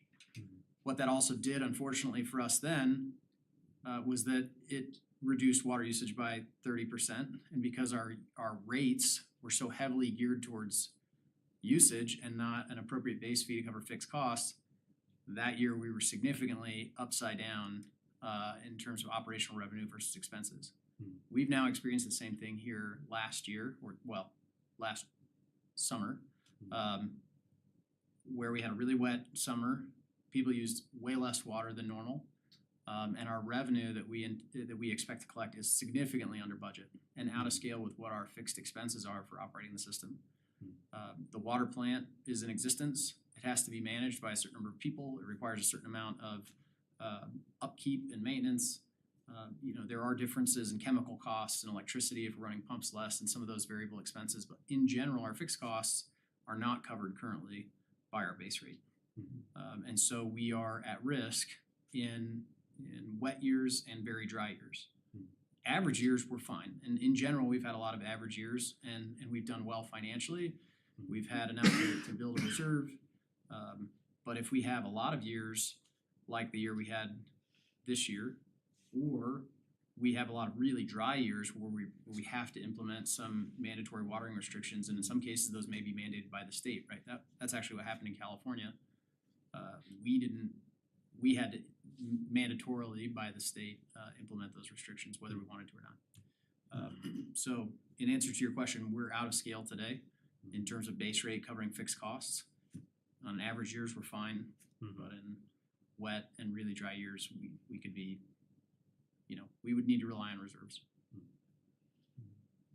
I think that's something, you mentioned the rate study where you can maybe provide some sort of comparative analysis. I think there's a lot of value in that of just, what else is going on in the Front Range, and being kind of employed in the industry, I will say anecdotally, I hear that there is a shift more towards the base rate versus the usage rate for all the reasons discussed here. It's just maybe from a historical perspective, 20, 25 years ago, the first stab at conservation was put it on the customer, let's charge them. And we've evolved away from that because of all the education and outreach. And so now we're at a point where the finances need to shift accordingly. So. And maybe one more little anecdote, but I think this will resonate. Since I've been here over the last 6 years, I regularly hear that we have the highest water rates in northern Colorado, which is not true, by the way. But there seems to be this pervasive idea in the community that we are really expensive for water. And I would argue that if you drive around town in the summertime, you won't see a lot of brown lawns. And so if we are the most expensive, which we're not, but if we were, it didn't stop people from watering their grass. Yeah. That would also be a good thing for the rate study, just like kind of where we're at, where we're headed as a comparison. Because I've mentioned this to a few folks, but our bill is aggregated rate. So we get stormwater and drainage, we get wastewater, we get all water all at once. But if you talk to your typical Berthoud citizen, they just view it as the water bill. Right. And they might talk to their neighbor who lives in another community who gets a water bill, a wastewater bill, and a drainage bill, or maybe that's handled, by taxes or something like that. So if you isolate just the water component, as Administrator Kirk said, we're not the cheapest, but we're also not the most expensive. So. Yeah, questions or insights? Well, I did just have a question about the kind of the loan options. And I guess it's a combination of two of the slides that were presented, so. The internal loan does seem somewhat attractive. You all are kind of maybe looking for some direction on maybe what financial, if we need to borrow, what kind of approach you want to take and what we have an appetite for. For the internal loan, it looked like that is capped at $20 million, probably either due to a town regulation or maybe some state statute. No regulation or statute, that's more of a comfort level. A comfort level, okay. But that would cover the gap, but, and then we would still have some reserves, right? Cause you said we, so if we went up to that, just rough math, if we went up to 20 million, we have $11 million, and then we could somehow maintain 9 million in reserves. Yeah, we need to be careful about that, cause this is just the first 8 years, there's Yeah, more projects okay, heading that- out and, Yeah, but I think your logic is sound there. okay, gotcha. And then is there any, I kind of look at this internal loan, like if you take a 401k loan, right, there's like an opportunity cost, right? So you extract it from one fund that may be interest bearing, while another fund is getting a kind of a killer deal at 2%. Is that a trade-off we need to be cognizant of here, or it's if we borrow from ourselves, is it not really interest earning that we're borrowing? Our intent would be that it would be win-win for ourselves. Okay, In that we would charge the water and wastewater funds more in interest than we typically earn in our investment pool, okay, and it would be less than what we would pay if we got a loan on the open market. So our investment pool would earn more in interest, and the utility fund would pay less in interest. mhm. Does that make sense? Yeah, I mean, with what the information presented tonight and kind of this discussion, I would be in favor of, well, more detail on the internal loan option and kind of how that would work and what those trade-offs look like before we got ourselves into, like you said, the other side of the red tape and, The timing that we're thinking about in terms of that is well into next year, if not Sure. 2025, oh, okay. with the yeah, first payment in 2026 or Okay. 2025 at the earliest. So there's plenty of time. Plenty of and- time to learn about it, okay. And I think your point about opportunity cost is important, because it's not just, are we gonna be hurting ourselves from an interest standpoint in terms of what we're earning on our investment pool, and I think we can mitigate that just fine. We would be tying up money in our Sure. reserves, that we could use for something else. If the town wanted to spend that $20 million on something else, it would have already been tied up in this loan to the utility fund. Sure. Now, each of our funds are generally healthy, and a lot of that's just driven by what does the town wanna spend those funds on? Our current total reserves as of September are over 130 million. A lot of that's committed to projects already, so it's really closer to 100. Assuming we build and finish everything that we've planned and initiated. But the idea of loaning ourselves money is highly attractive. I think again from the idea, from the perspective that Ken shared, federal and state funding sources come with an enormous amount of strings, and they do have real impacts on projects. And we joke about it a little bit internally, but like we won't touch a federal grant for less than $1 million because you spend so much money trying to get it and manage it and report on it.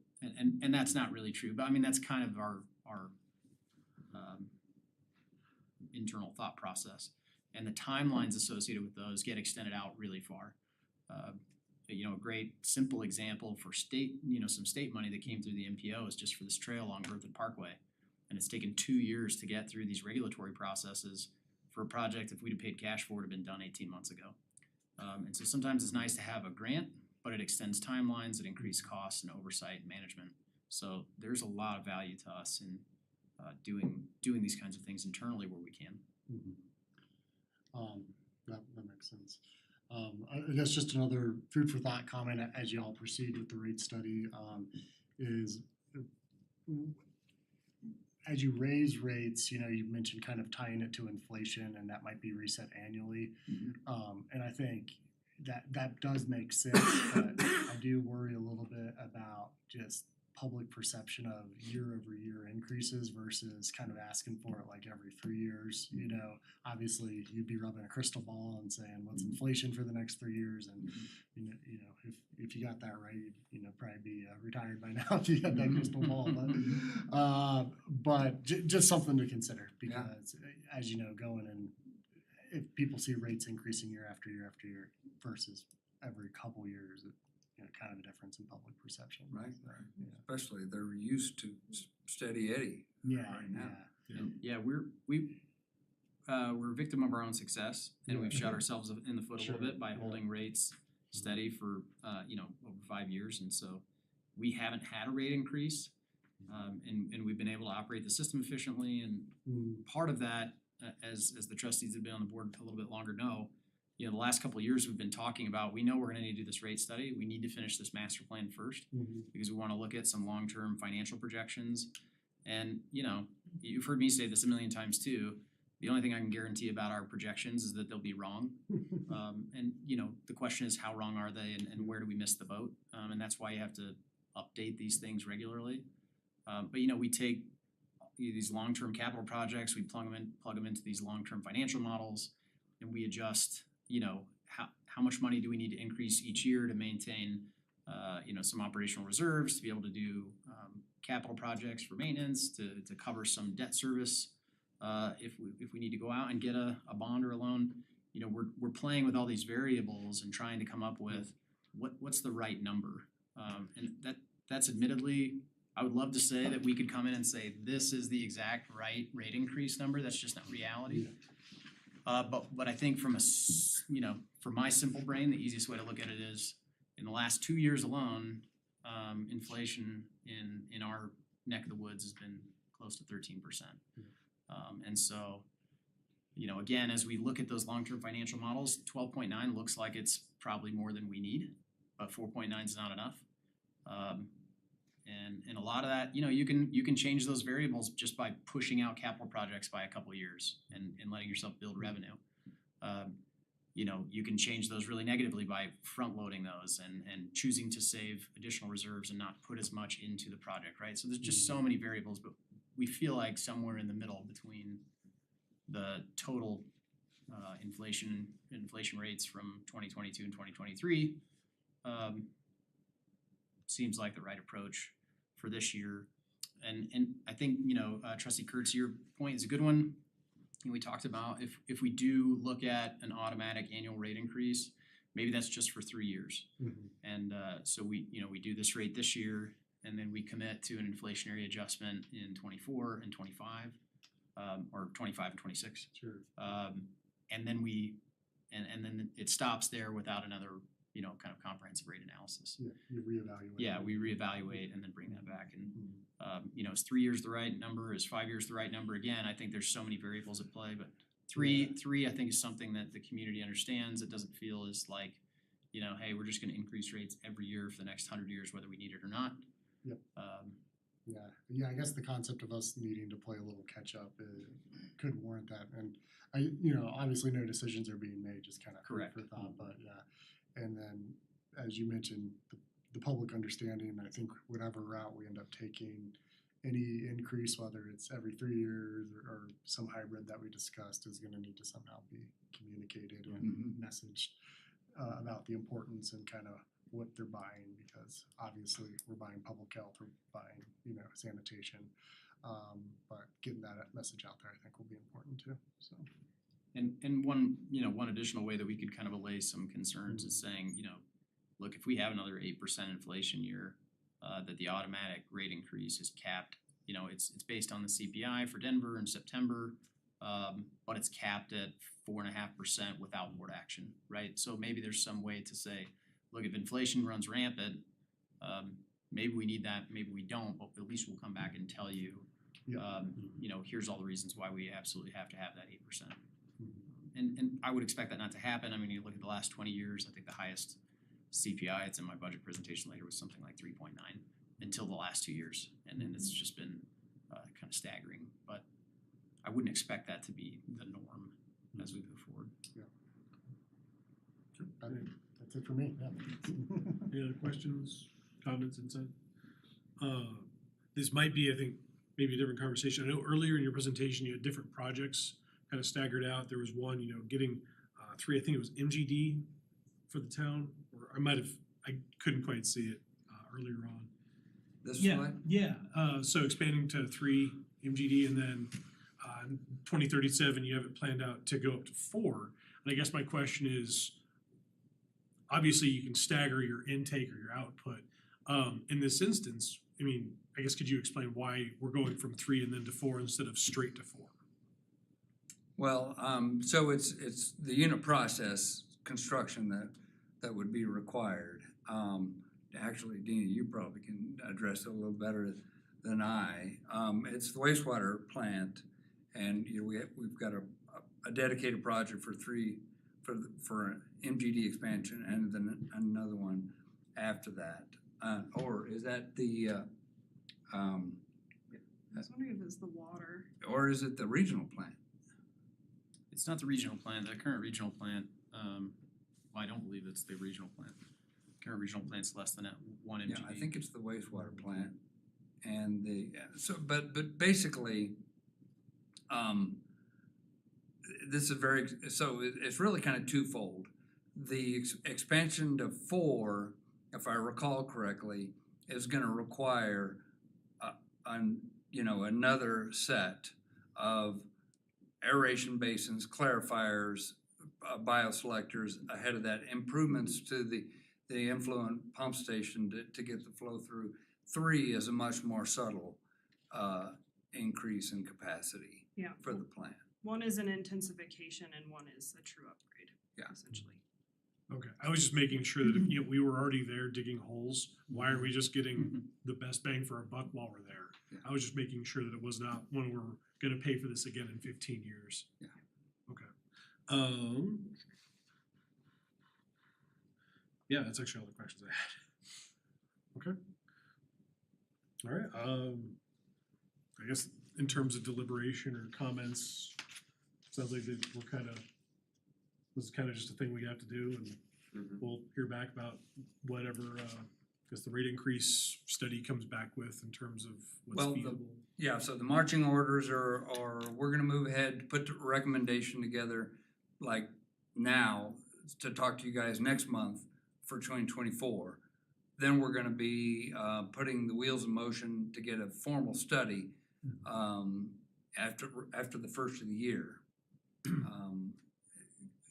To look at the comprehensive rate analysis. And then lastly, that water wastewater master plan is done. So that's the.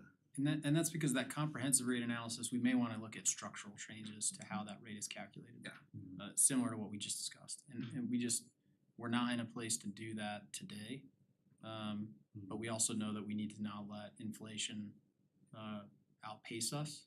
Yeah. And we have some concerns based on long-term financial models that if we don't start making some adjustments now, inflation is gonna outpace us before we can make structural rate changes. And what we don't wanna do is bring to you in 2025 a 25% rate increase. And so let's go ahead and catch up with inflation a little bit now, and then let's embark on this more kind of structural analysis of our rates and see and make some recommendations to you about what we think is really the best path forward. And unfortunately, there's 1,000 ways to skin that cat, but I think we can get it down into a lot of it is kind of what's comfort, right? Because increasing a base rate to cover our fixed cost might be a significant fixed cost increase. But so for folks that don't use a lot of water, they'll get a big increase, and the folks that use a lot of water will get actually a decrease. So those are things you may want to consider as we talk about structural rate changes. But again, we're not prepared to do that now, but we also don't want to let inflation outpace us. There are people in the community I know that pay really close attention to the water bill. Absolutely. Yep. The folks who, because we set like our wastewater rates based off of January or February usage, so they're like taking their laundry to the laundromat. Trying to like. It's absolutely true. It's true. Do we have any, I guess as a funding option is, I know with November next year being an election year, is there like at least options to in terms of a ballot initiative to help fund this? Is that something that will at least be explored? So revenue bonds, like what we'd be talking about, don't require voter approval. And I'm not sure that you'd want to ask. Because, and I don't mean that in an anti-democratic way. Sure. Right? I mean, there needs to be public transparency and process. But you need to maintain the system. And you need to do that in the way that protects the community, public health and safety in the long term. And so, Oh, yeah, no, hitching our wagon to a maybe is probably not a very good idea. Are I you, agree, but- Trustee Grace, are you thinking about like a sales tax extension or something like So, that? various methods to help fund this, but in a perpetual motion as opposed to, every 3 years we get to go do this again. Just as ideas of possible avenues, not saying this will be the final one we move with, but as an idea, because we so- would have that option. I think the challenge with that is that these are enterprise funds. We'll talk a little bit about that more in the budget presentation, but enterprise funds are intended to be supported with the rates and charges for service. They're run much more like a business unit, so they're not really, they're not supported by property taxes and sales taxes. They're paid for with fees and charges associated with providing the service. Yeah, just making sure we have as many options available to us, so. Absolutely a good question. Okay, thank you. Great. Thank you very much. Mayor Pro Tem, could we take 5 minutes before we jump into the budget? Absolutely, let's go ahead and reconvene here at 8:35. Thank you.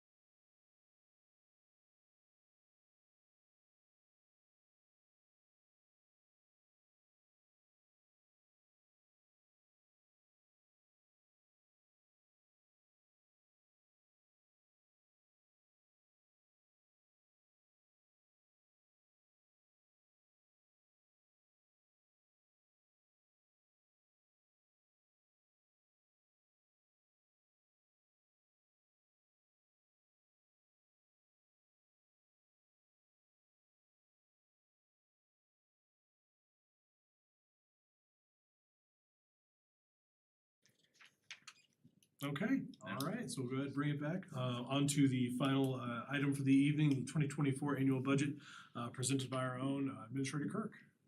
Thank you, Mayor Pro Tem Grace, and trustees. We were just talking about it, but I'm at the podium because I think it's a little easier to present this way in a little bit longer presentation. But we're excited tonight to talk to you about our 2024 budget, where we stand financially today and where we think we'll stand financially next year. Cindy Leach, our Director of Finance and HR, is here obviously as well and can answer a lot of technical questions that I would struggle to give you good solid answers on.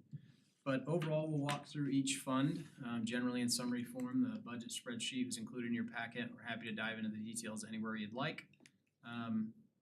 But we'll just kind of start with talking about what does our budget calendar look like. So you may recall that starting in September and October, we start to do some initial budget development.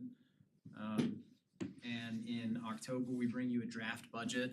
As I mentioned then, that draft budget is kind of a skeleton of what the ultimate budget will look like. It generally includes kind of carryovers with some percentage increases and anything that we already know for sure we will be requesting or needing to pay for in 2024. But there's a lot of lacking context that occurs in that draft budget. Between that draft budget presentation in October and tonight, we've been meeting with the various department heads in our organization that manage all the different funds that we have. And we've gone through all of their needs and their desires and balanced those in context with both what we can afford and what your priorities are. And so tonight we'll go through what we think that looks like, and we'll have a few weeks, roughly a month, between tonight and December 12th, where you will need to adopt that budget in order to meet statutory requirements. We do have the ability to have additional budget conversation on the 28th in your normal regular meeting, and we do have some, we have one Tuesday in December where we could have a study session if need be. In the past, we've not needed to have more than one of these meetings, and I generally present most of this information in summary form. I don't focus on every line item. But again, we're happy to do that if you'd like. On the 12th, we'll also do a fee schedule update and adoption. We're working on that now. Our schedule of fees is on our website. You approve that annually. And what we generally see in terms of changing fees are associated with building and planning or recreation. That's typically where those changes occur. And you will also on the 12th adopt our mill levy for next year. So I thought it would be helpful just for everybody, our budget basics. We use what's called fund accounting, and that's used by governments and some nonprofits to account for funds that are restricted to specific purposes. And the goal is not profit, right? We're obviously not profit motivated. Instead, governments are motivated, in my opinion, by accountability. Where does the money go? What was it used for? And who's to blame when it goes wrong? That's kind of how we operate. The way that our general ledger looks, you'll see all these codes, these line items. We have the fund number at the front, and you'll see each of those fund numbers represented in the budget. The department, if there are separate departments within those funds, and then the account or the line item number is the last part of that string. So that's just a little orientation there. Again, we use fund accounting, but there are still kind of three primary fund types. We have our general funds, and those pay for a broad range of municipal services. Our parks maintenance, streets maintenance, public safety expenses, community development, building and planning review, and our general administration. That's typically what we pay for with general funds. Our enterprise funds, like we talked about in our last item, are more business type activities. It's where we're charging a fee for a service, and so that's water, wastewater, and stormwater. And then we have special revenue funds, and those special funds are typically approved by voters. Not in all cases. We do have impact fees that are approved by the town board, but things like the 1998 1% fund or the retail marijuana 7% excise tax, some of those things are restricted to very specific uses. And so those get accounted for separately so that we can make sure that we're only spending them on the things that we are legally allowed to spend them on. And so sometimes people will say, well, hey, the town has a ton of money. Why do you have to charge me more for water rates? Well, that's because, as we talked about in the last item, those rates aren't supported by sales taxes and property taxes, they're supported through a fee for service. Or, hey, you know, the town has a lot of money in the 1998 1% fund. How come we can't spend that on a new town hall? And the answer is that's not one of the allowed uses by the voters, right? So special revenue funds are typically restricted to very specific uses. And so our total fund balances have increased from September of 2022 to September of 2023. But again, I mentioned this in our last item, with all the money we've committed to spend on projects and other things, our expected ending fund balances are closer to 100 million. And we talked a lot about consumer price index increases in our last agenda item as well. But just as a reminder, in 2022, the CPI increase, according to the Bureau of Labor Statistics for the Denver Lakewood metro area, was 8%, and it was 4.9% in 2023. So we've seen some significant inflationary costs, but we don't expect those to continue. You know, the previous high over the last 20 years was 3.9% in 2008. So these are anomalies, we hope, and I think everybody hopes.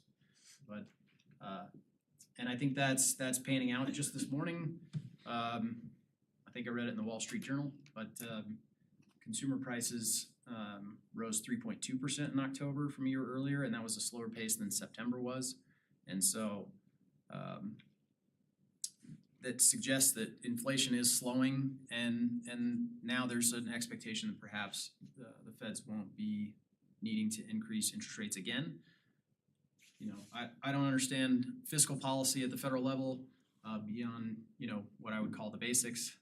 But you know, the Fed's been trying to initiate that soft landing for the economy, so we don't dive into a recession. And so they've been trying to increase interest rates to kind of slow the economic inflation. And it seems like that may be working. We'll keep our fingers crossed that that's how it ends up. But there is still a lot of uncertainty in the economy. In preparing the budget, we look at a variety of economic forecasts to try and decide where should we be focused on future revenue growth. Locally, we've seen new construction stabilize a bit, even in the face of those higher interest rates. We saw a pretty significant drop in 2022 in kind of new building permits, and that has normalized a little bit and even grown. We think it will be a higher number this year than it was last year. But probably has leveled off until there's some significant change in pricing or interest rates, or you know, consumers willing to spend more money on some of those things. But we do think that's stabilized a little bit, and we hope that activity may pick up once there's some more certainty about interest rates. Sales tax growth has also stabilized post-pandemic in South Dakota versus Wayfair. The pandemic increased consumer spending pretty significantly, and South Dakota versus Wayfair, if you're not familiar with that case, it basically allows jurisdictions to charge sales tax, or states to charge sales tax to retailers that don't have a physical presence in the state. So that, you know, if it's delivered to your house from Amazon or Wayfair or another kind of online retailer, the sales taxes can be charged by the local jurisdiction rather than a brick and mortar store. And so, you know, a combination of those things, we saw some really significant sales tax growth, and now it's kind of leveled off to something I think we would expect more normally without significant new retail construction. That significant new retail construction, I think, is on the horizon. You know, as you know, we have a lot of commercial development that's been approved, development parcels, and there's a lot of interest in those parcels, and those developers are moving forward on a number of commercial projects. So I would expect in the next several years that we would see another jump in retail sales tax growth, just by virtue of capturing what we call leakage. That's dollars that are spent outside of the community by people that live here. So the more retail options we have, the less likely you are to go to Longmont or Loveland or Johnstown. And if you could spend that money locally, then we collect that sales tax rather than Johnstown, who has plenty. Don't shop in Johnstown. Just kidding. We like Johnstown. Only if you're passing through. That's right. And you know, consumer spending in 2023 was still solid, and even locally, we didn't see a significant decrease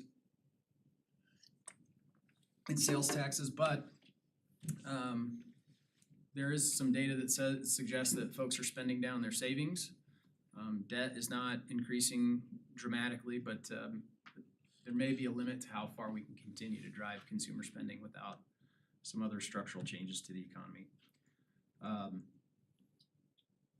But the biggest risk to us financially is really a major recession that we obviously have no control over, or some other global economic impact. And that risk it generally existed last year, but it didn't really materialize. And so we're hoping for another kind of stabilized year. We're not expecting significant growth, but we are expecting some modest growth next year. The risks to our enterprise funds, though, are really driven by unpredictable environmental conditions, and we talked a lot about that in the last item. But if we have another really wet year, our water fund may, struggle operationally to cover expenses. But if we have an average year, we should be fine. And we do have healthy reserves to help us balance that cash flow, but that can't continue on a long-term basis. So more specifically for 2024, we're looking at about a 9% projected increase in property tax revenue. That's not because we're increasing property taxes, that's because we have more taxable assessed value in town because new stuff has been built and because of assessments that have changed at the county level. And then we're also projecting about a 16% increase in sales tax revenue from what we projected in 2023, but we are on track to exceed 2023 budgeted sales tax revenue. So what we will actually collect in sales tax in 2023 would not represent a 16% increase. That's just what we projected initially in 2023 versus what we're projecting next year. That actual percentage increase will likely be much smaller. But it does include normalized water revenue as a projection. Again, I can't forecast the weather in June, July, and August, but and certainly there's some El Nino effects that may or may not impact precipitation rates in Colorado. But we're planning for kind of an average year. And then when we went through the budget with the department heads, I asked them to take a really close look at just our regular expenses, things like office supplies and fuel and some of the materials that we use for road maintenance and things like that. And are there places where we can reduce expenses? Are there places where we've been carrying budget line items that we don't routinely use, but because those are a holdover from 3 or 4 years ago? And where are those places where we can legitimately say we're going to spend less money than we have in the past? And so we've incorporated those where we could. That list is pretty small. Big kudos to our various departments. They all run pretty lean. The majority of our expenses are people. That's true in every business, but that's especially true in what we do. And outside of that, there's not a lot of room to cut. Save a few $1,000s on office supplies, maybe save a few $1,000s on maybe not doing quite as much magnesium chloride for snow removal to keep on hand and stockpile. But sometimes that's not the right place to cut, right? So they're just balancing all those details. But we've included those reductions where we could.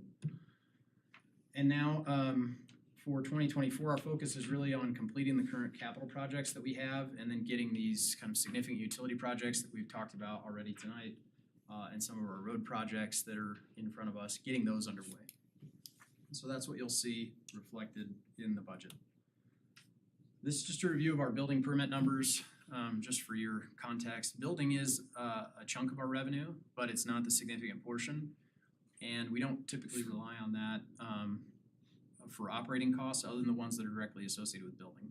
So we collect building permit revenue that helps pay for building plan review and those kinds of things. But our permit numbers, from 2017 through 2021 were significant. I mean, those numbers were higher than most of the jurisdictions in northern Colorado. I think with really the exception of Windsor, we were kind of consistently issuing more residential permits than everybody else. Residential permits are just kind of a good indicator of growth, right? And then in 2022, because of the interest rate changes, that all just collapsed pretty quickly. As soon as the Fed started to increase rates, builders started to pull back just because of the uncertainty of what that would look like. And then things started to kind of pick up towards the end of last year, and then they've been relatively steady this year. Although recently we've started to see a lot more permits submitted for, these are all in existing neighborhoods. But you know, we've had weeks where we've gotten 28 permits at a time. And that's, I think the highest week we've ever done was close to 40. So 28 is a pretty big number in a week. So, you know, but we don't expect that to continue through the rest of the year either, right? And then next year, what we're projecting is something similar to what we saw this year. It is possible that depending on what interest rates do, depending on what demand looks like, maybe that number's higher. It is possible it could be lower. What's not accounted for here is commercial permits. You know, they generate revenue as well. And so we will expect to see some new commercial permits next year in projects that are already approved, like the West Side Crossing. And so even if we see a little bit of a dip in residential permits, we would expect that some of those commercial permits would probably help to adjust or to balance out that decrease.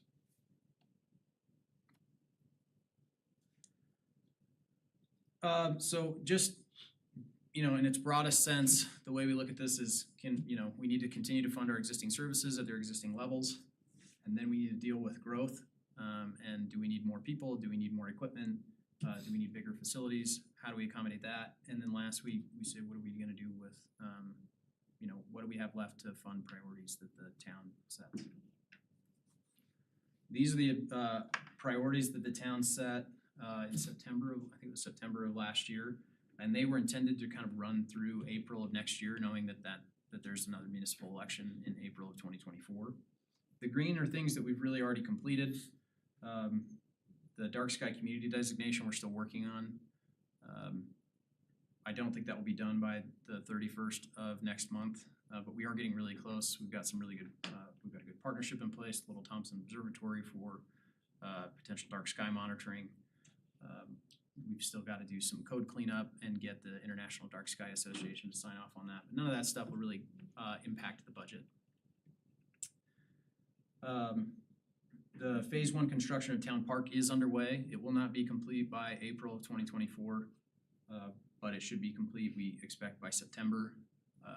A mild winter might accelerate that timeline. A bad winter might postpone it. So we'll just kind of have to see how construction goes, but they're making good progress there. And then creating and implementing a plan to better align board touchstones and goals to key town commissions and boards. That's something we haven't, I don't know that we've really tackled in a meaningful way. Our intent had been to get them in each of these commissions and boards in front of you to present their work, their goals. We had a really hard time getting those scheduled and had them scheduled and then had to cancel them. And then I think we can come up with a better plan than what we have now, but that is not done.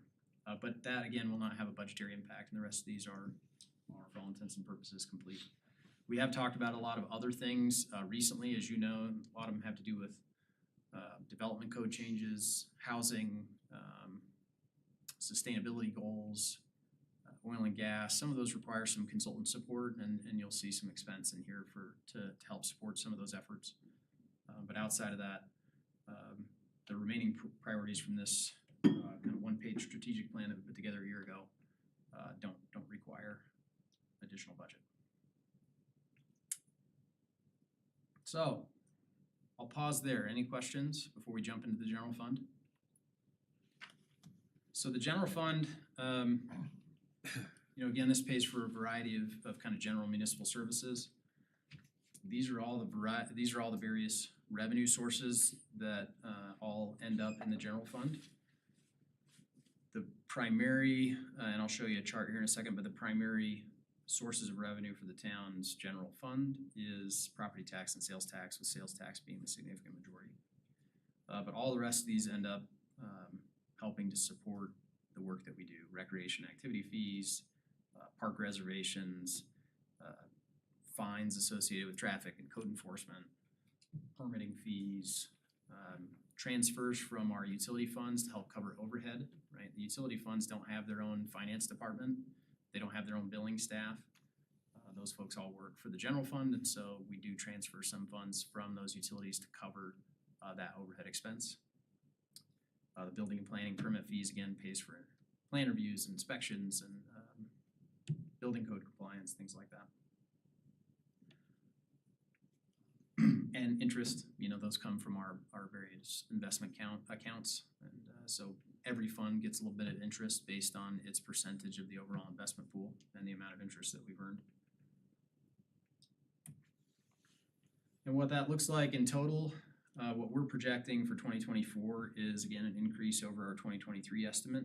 So the 2023 budget was what we had initially at the beginning of last year. We made an adjustment at mid-year, as you know, just a couple of months ago. And so our 2023 estimate for ending general fund revenue was a little over 11.8 million, and we're projecting that to be a little over 12.1 next year. And these are the kind of the high level categories for all these various revenue sources.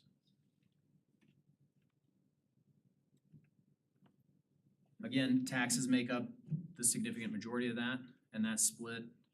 I'll let you look at this here for a minute before I jump to the next one. But 3/4 of our revenue is property and sales taxes.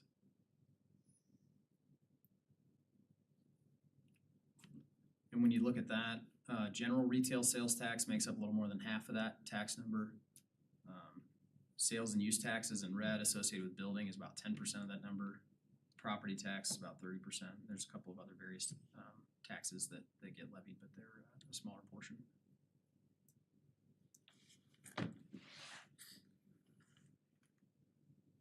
And so without spending too much time, I think this, I'm sure this is relatively obvious to you, but impacts to the overall economy can have a significant impact in our sales tax collections. And so when a recession hits and people stop spending, consumer spending drops, so does our revenue. And that being a significant portion of our revenue is always a concern, but we do budget very conservatively. Certainly the trustees that have been here on the board a little bit longer certainly understand we don't like to count our chickens before they're hatched, if I could use that cliche. We'd rather budget conservatively, and at the end of the year, if we have $1 million surplus that we didn't plan for, great, now we know we have that and we can talk about how to spend that the next year. Rather than saying, hey, we think we're gonna get that $1 million surplus, let's go ahead and load up some expenses, and then that not be realized. So we do budget very conservatively, and every year we have exceeded our revenue projections. And so that money then goes into the reserves that can be spent after it's collected rather than hoping that we collect it. On the expense side, the column along the left are all these various departments that make up the general fund. Administration, public safety, parks, planning, building. I won't read them all for you. What you will see is that we have a new department that we are proposing, engineering. We rely really heavily on consultant engineering currently, and we'd like to start to build an engineering department internally. That'll bring costs down. Well, I think it'll also get us better service. That's not to say that our consultants don't do a great job, but there's a big difference between having an engineer that sits in the office next to you versus an engineer that's down in Golden that you get to see once a week in person. And so we will still need consultant support in a lot of cases, but we'd like to, again, start to build some of that engineering capability back in-house for general engineering services. So we'll talk a little bit more about that as we go.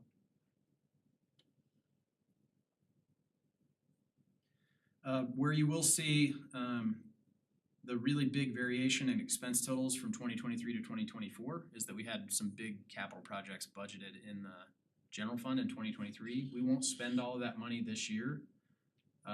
And so what happens is after we close out the end of the fiscal year, next year, that will happen in about February, and we'll go through auditing, and then we come back in mid-year, we'll adjust our beginning fund balances based on what we didn't spend and any excess revenue that we may have collected And then we'll carry over or roll over from 2023 to 2024 those expenses that continued on from the end of this fiscal year into next fiscal year. We capture those at mid-year typically. There are some places where we already know, like we didn't spend a dime of that and we know we're gonna spend it next year. We went ahead and rolled that over, but projects that are in process, a good example would be Town Park. We'll roll over the funds that we didn't spend this year for next year, and we'll make those accounting adjustments at mid-year. I also told Cindy, if I say something wrong, just to yell out from the back. She probably won't do that, but maybe she'll come up and tap me on the shoulder. I think she's got something to throw. That would be good too. There's no buzzer, so that's a good that's a good thing.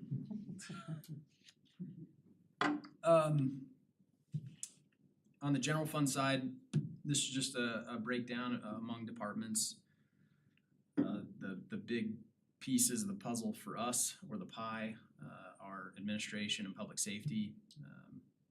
Public safety is primarily our sheriff's contract. Administration covers general administrative staff like myself and our deputy town administrator, our front office staff, finance and HR, some of that, clerk. And then planning and building and parks are two big chunks, and then a little bit less on streets, and the rest is all small support departments.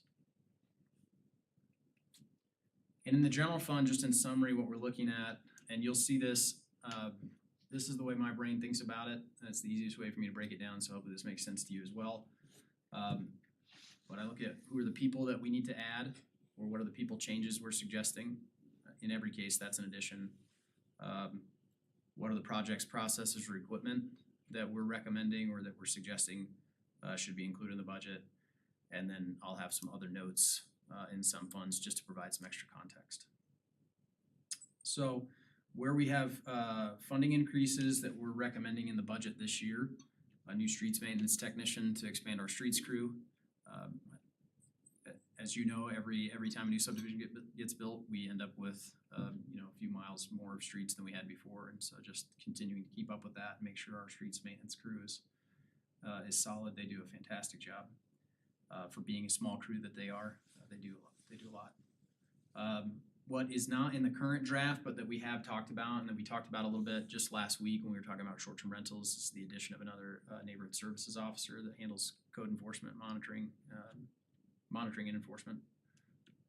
So we would recommend that we include that additional expense when we bring this back to you on the 12th. Just wanted to make sure that you understood that wasn't in there now, but that we would expect to add that. The primary increase in expense associated with the sheriff's contract that you'll see in that department in the general fund is going from a half-time to a full-time investigator. The rest of the personnel in the sheriff's contract stays the same. But as Sergeant Williamson, our police chief, will tell you, there's a lot of work for the investigator to do, and so having a full-time investigator will be a net benefit to Berthoud Squad. There's the rest of the increases associated with the sheriff's contract are just inflationary. There's no other significant changes there. And again, the creation of a new engineering department, what that will include is a town engineer and a construction observer. The town engineer would help to support development review and our internal capital projects that are not utility related. The utility department will have its own project management engineer or project engineer. But that engineering department internally will be like our own internal consultant. It'll support parks and streets and community development. So it's like bringing baseline in, basically. What was that? Just bringing, because right now we use baseline engineering, don't we? We do. So now we just have somebody internally instead. That's what we're suggesting. Some months our baseline bills are $60,000 plus. We use a lot of general engineering services, and they work on a long list of projects and issues for us, and we're not going to recapture 100% of that. We just can't with one engineer and a construction observer. We get 4 times the amount of service through baseline, but we want to start to build that capability internally, and over the next couple of years continue to build that department and eventually rely on engineering consultants really only for design that we may not do in-house. That's gonna be my next question, is like how much could we save by doing that versus are we using them a lot that much that outsourcing is now no longer feasible and projects. Yeah, it's an interesting balance because a lot of the engineering consultant work that we do gets charged back to developers, all the stuff that's associated with development review. And we'll track and build our own internal time as we start to build that department. So some of that's not a direct net benefit to the town because it's a pass-through in some respect. But there's a lot of engineering support for our own internal capital projects that we could do much less expensively. On a project like the I-25 roundabout project, that doesn't require full-time support from an engineer.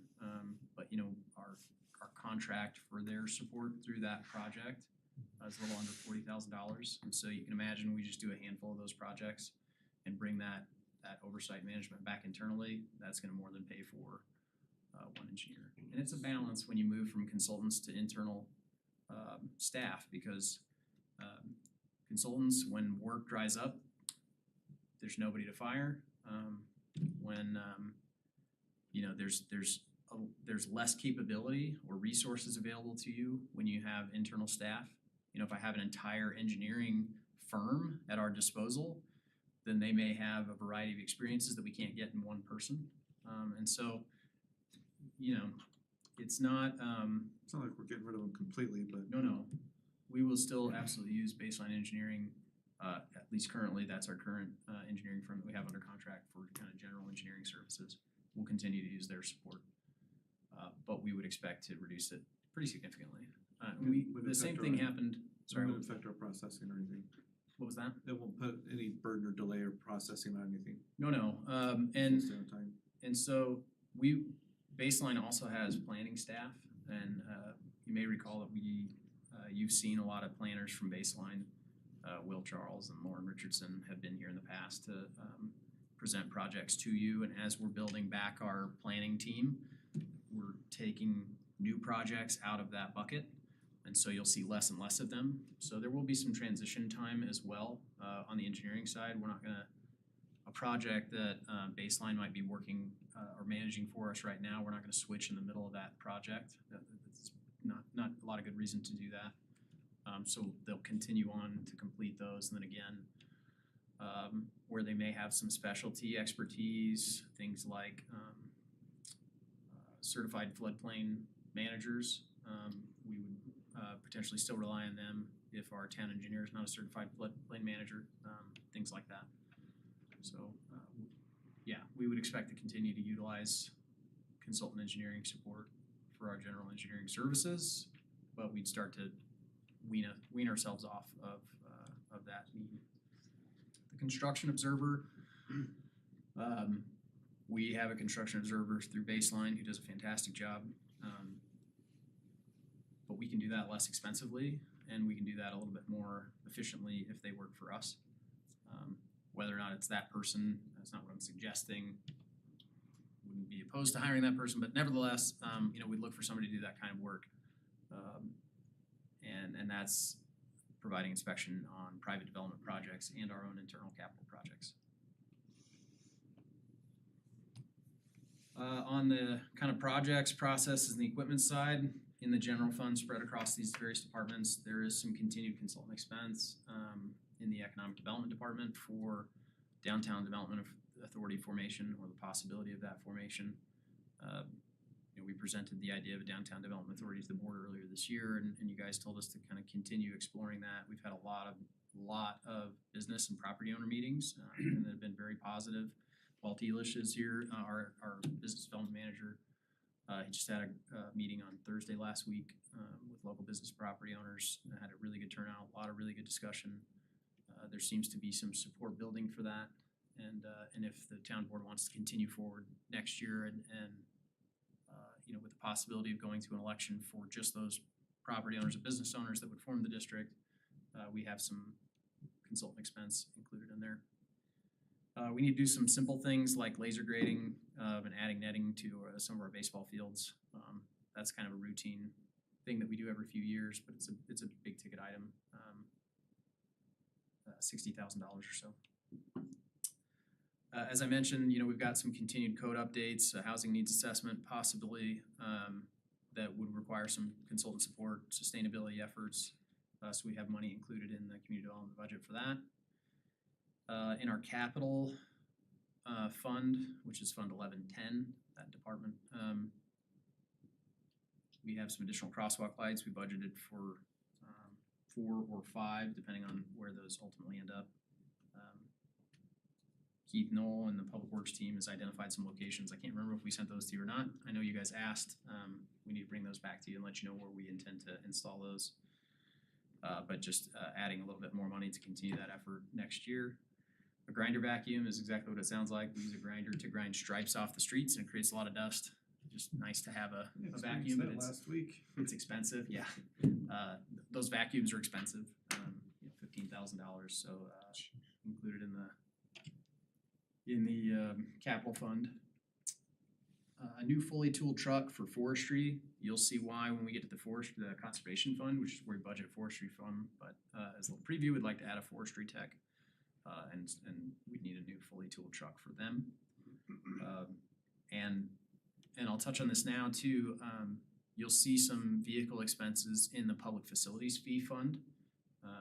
The public facilities fee that we collect from new development helps us to expand our facilities, or should help us to expand our facilities, and also some major pieces of equipment, capital, like vehicles. We didn't put 100% of those vehicle expansions on that public facilities fund, and I'll talk to you a little bit about why we split those up. But there is a new fully tooled truck included in the general fund for forestry. Some additional security improvements at Berthoud Reservoir, some additional cameras and secure access, continued improvements to our town park irrigation systems. That's actually been an ongoing project, but installing new controllers, new rain sensors, other things like that to really improve our overall water conservation, and then also to better use non-pot. So some of that expense there with managing our parks. And then some electric mower. We have some expense in there for some electric mowers, but there should be some possible grant funding available for that. You may recall Mayor Karspeck mentioned a few meetings ago that our staff and he were at a electric equipment demo day down in Denver, and there's some good grant funds available locally that we're pretty sure we'll get. And we actually happen to have Northern Colorado's electric mower distributor here in town, so that's a plus. Expanding our parks maintenance equipment fleet with some of those electric mowers. What you will see also, we have a department that covers our lease expenses, both for our current town hall, so our lease revenue and expenses associated with Edward Jones and Independent Financial, and our Property Owners Association fees that we pay. But also the old town hall. I think we're dangerously close to having a contract that we will bring to you for hopeful approval for the redevelopment of Old Town Hall. And that could start as early as the first quarter of next year. So we're not planning for continued lease revenue associated with the Old Town Hall site. But we're also not planning for the expense associated with managing that either. So both of those things get canceled out. Let's see. We do intend to roll over the unused utility assistance funds. The town committed under an agreement with the House Neighborly Services to provide funds to use for utility assistance. There's still a good chunk of that money that hasn't been used. They submit reimbursements to us for the funds that they provide to people that qualify for utility assistance in town. And so we would just expect to roll over those unused funds to 2024. We have talked about a contract with the Historical Society to increase programming and some town support. And so there's some of that expense that would be split between the general fund and the 2019 1% fund. We need to finalize that and bring that contract to you to consider and approve. But we would put some of that here in the general fund and then some of that on the recreation side because there's some kind of recreation and cultural elements to that program that we would include. And then we did take and move the Wagner, the easily identifiable and direct expenses associated with maintaining Wagner Farm Park into the 2019 1% fund. That voter approved sales tax fund was for, among other things, the creation of a rec center and the operation and maintenance of that rec center. So you'll see all the rec center expenses in there, and we took some of that maintenance out of the general fund and put it on that 2019 1% fund. And so, at the top is what we think is our projected beginning fund balance. It is possible and maybe even likely that it will be higher than that, but again, we don't finalize that beginning fund balance until mid-year of next year after we've closed out this fiscal year. But that's where we're projecting it today. And part of the reason why we expect it to be higher is because we aren't going to spend as much this year as we planned, because things like Town Park got started a little bit later. Our Third Street Massachusetts project, which we budgeted this fiscal year to reserve those funds, isn't gonna start until at the earliest next year. And so some of those expenses that we planned for, we know will not happen this fiscal year, but they are reserved, and so that will get transferred over when we make mid-year adjustments. But based on our revenue and our expense subtotal, the important, I think, distinction there is that we're operating, our operating expenses are less than we're taking in for revenue. That's obviously a good thing. So we're operationally balanced in that way. We would expect to see a small increase to our ending fund balance at the end of 2024 in the general fund. So any questions about the general fund before we move into enterprise funds? We can dive in as deep as you want, or if that's a high level enough summary, I'm happy to talk less. There was one item, I believe it was in general funds, talking about the Spartan Crossing, money allocated for that. Spartan Crossing is primarily budgeted in the road impact fee, and we will talk about that a little bit as we go. So enterprise funds, source of supply, I never get these fund numbers right. Source of supply is Fund 20.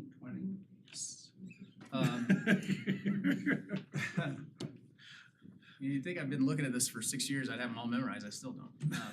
But I did get 20 right. Source supply is Fund 20. That's where we collect our cash in lieu of water dedication fees. That's the primary revenue source for that fund. It is a very healthy fund right now because we've had a lot of development. We've collected a lot of cash in lieu fees. And we've also been able to use that fund to buy a lot of new water. Town personnel are not paid for out of the source supply fund. We really only use it to purchase new water, but we do pay for some contract expenses, legal fees, and engineering associated with those water purchases. In terms of the projects, processes, or equipment that may be included in that fund, what you'll see is we expect to continue work on developing new storage facilities. And we've talked about the couple of options that we have there, either developing our own storage or purchasing or acquiring space in other people's storage that we can pump back to our system. And we're continuing work on that. That's a very important water resource project for us because we have a lot of reusable resources and we need to be able to recapture those reusable resources and store them so that we can use them when we don't have other resources available to us. So that's a big priority for the source supply budget. We do have an additional ultrasonic algae unit just to help manage the quality of our raw water in Berthoud Reservoir. We have completion of a non-pot master plan that we've initiated and that we expect to continue and finalize in 2023.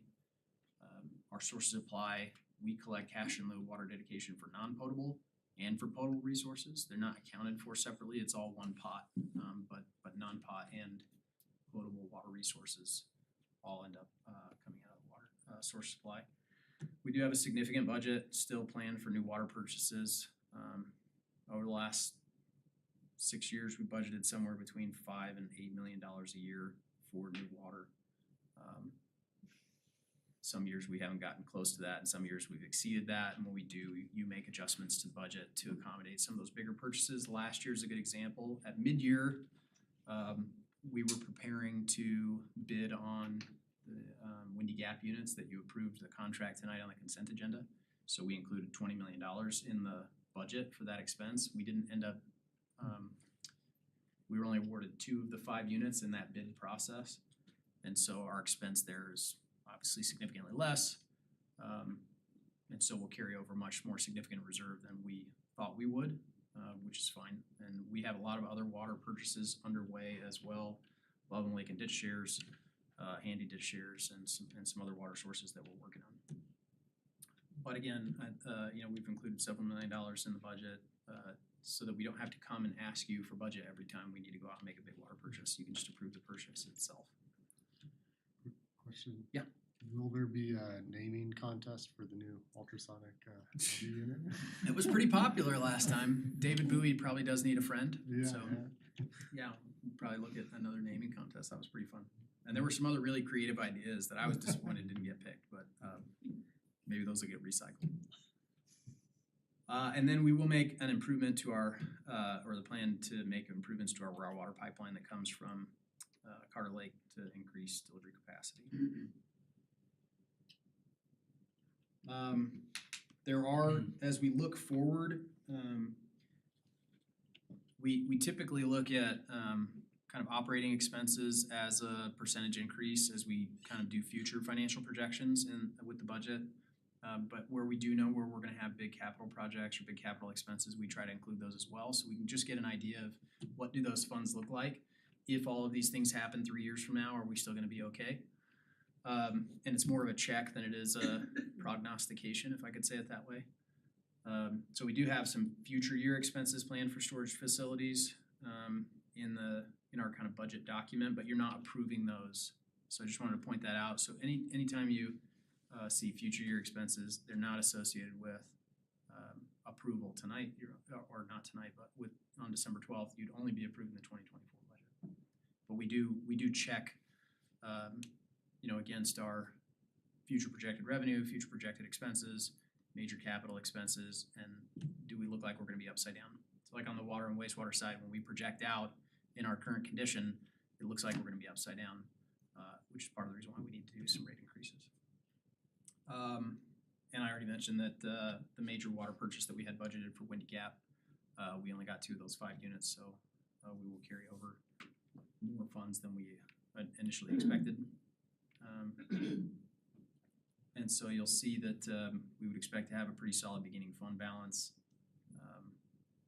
and that even at the end of next fiscal year, because of continued revenue driven by ongoing building and cash in lieu fees, that we'll still have a healthy ending fund balance, or we would project that at the end of 2024.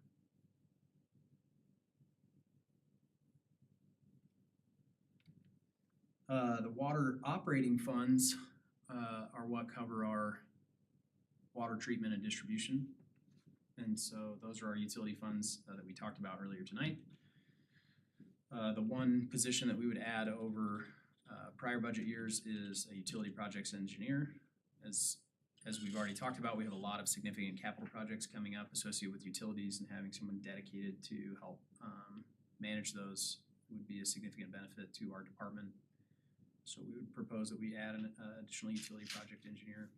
And then, some additional pumps to the water treatment plant, design work for new water improvements that we've already talked about, some new vehicles for additional staff. We have some staff that you've already approved budget for this previous fiscal year that we're in the process of hiring. And when they come on board, they'll need some additional vehicles. We'll have some computer maintenance expenses and things like that. So having that fund available to cover some of those capital costs associated with new staffing, valve maintenance equipment, and an automated meter reading pilot project. As we already mentioned, operating revenue in the water fund in particular is really heavily tied to usage. Last year we saw about $1.2 million decrease in expected revenue just because of the wet water year. And in the total revenue budget in the $4 million range, that's a big drop, which you'll see here. In 2022, our revenue was a little over $4 million. We're estimating that we'll be under $3 million in 2023. Based on current revenue, I think we'll exceed that number by the end of the year. Pretty confident that will be the case. But it's hard to predict when people will stop using water outside, and that obviously is a huge driver of our usage. On the personnel side, again, the increase in 2024 is for that utility projects engineer. And we would expect to still have a solid ending fund balance at the end of 2024.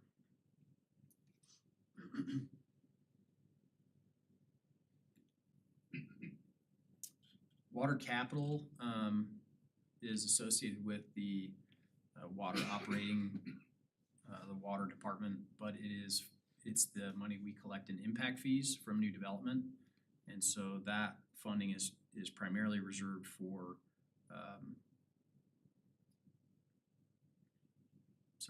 primarily reserved for capital projects that are needed as a result of growth. And so while the operations fund does have some capital in it, that is capital that's needed to offset operational expenses related to equipment depreciation and failing infrastructure over time, and just kind of the general capital needed to continue to operate. Water capital as a fund is again designed to offset or mitigate the impacts of growth. Hopefully that makes sense. And we only have a handful of projects, and I already outlined some of those in total in the water fund discussion. But you'll see those reflected in the spreadsheet. On the wastewater side, we have no new personnel planned. We do expect to do some continued line and manhole rehabilitation work. We need to do some significant improvements at the Campion lift station. That's an old lift station that the town was gifted by the county, and it has some pretty serious deficiencies, and we've been kind of holding it together for the last I don't know, well, as long as I've been here and longer than that, but it needs some significant upgrades, so we expect to do those. Some ongoing collection system replacement. You know, pipes don't last forever, and we need to have money budgeted, and we need to have programs and projects in place to make sure that we continue to keep those pipes in good condition. So ongoing collection system replacement. Design of the phase 1A of the wastewater treatment plant upgrades. That we've talked about previously as part of the master plan. That was back in May, and I know we didn't go over those in a lot of detail tonight. But a lot of that is associated with some regulatory needs, regulatory demands, and then also to increase, I think intensity maybe is how Dina described it, but increasing throughput through the plant, but without having to do, you know, major new components of that process like wet wells and aeration basins. And then, you know, doing the design of the First Street sewer upgrades. We've talked about that a lot. And the need to replace failing infrastructure along First Street that's aging out and that has some serious deficiencies, but then also creating some capacity for new growth along the First Street corridor. So kind of combination project there. And sewer revenue is more stable than water revenue because the difference in the way that the rate structure is developed. You know, our wastewater rates, as you know, are calculated based on water usage in January and February, when water usage is much more stable and much lower, obviously, because we're not doing outdoor irrigation. And so we don't see as big of fluctuations in revenue on the wastewater side. Real quick, it is at about that time where we need to. Yeah. It is 9:30, yeah. I'll make a motion to continue the meeting on or before 10:30. Second, Second. all in favor? Aye. Aye. Okay, all right, there we go. Super efficient. I think we're more than halfway through if that helps. Oh, we're making progress, it's all good. On the wastewater side, again, we have some big expense totals associated with those big design projects and some of those big capital projects. So you'll see that we're expecting to spend more than we take in revenue. That's what we have reserves for in that operating fund. And some of those, because they're growth related, will be paid for out of the wastewater capital budget. Like I mentioned before, that's funded with impact fees associated with new development and designed to impact and mitigate the impacts of new growth. That fund is much healthier, but that's also because we have some really major capacity projects that we need to build that Ken talked to you about a little bit earlier tonight that will be very expensive. And the reality is, were it not for inflation, I think we'd be in a little bit better shape. We wouldn't have the kind of gap that we had to talk about tonight. That kind of rapid inflation we've seen in all of our construction projects. You know, the board already knows that we've As we've gone out to bid on projects, they've consistently come in more than what we anticipated. I think we're starting to get that corrected now, and we're changing. On the stormwater side, we don't have any additional personnel planned there. We do need to do some design of some new Berthoud Reservoir stormwater outfall. So there's stormwater that goes through Berthoud Reservoir and it has to be released. And so we need to make some improvements to how that system works. We need to go through the design to do that. And then we do need to do some improvements to some drainage channels in the Serenity Ridge neighborhood. That's the subdivision out by I-25. In really heavy rain events, there are some of the drainage ditches in that subdivision that get very full. Because a lot of that water gets concentrated into a couple of spots. And so we want to divert some of those drainage pathways or capture some of that stormwater in other places and not concentrate it all into one flow path. And some of that's exacerbated by the way that people have landscaped their drainage ditches and some other things, but in general, most of it's just a result of the way that that system was originally designed. Stormwater, just like water and wastewater, has an operating fund and a capital fund. On the operating side, we don't spend a lot of money out of there. A lot of that relates to street sweeping and some of those kinds of activities. Street sweeping, while it makes the town look nice, the real primary benefit is we keep all that junk out of the storm drains. That's why we street sweep. That's the primary reason. Leaves and dirt and silt and rocks, and we want to keep as much of that out of the storm sewer system as we can. That's where a lot of that money gets spent. And then just general cleanup of drainage ditches and detention basins.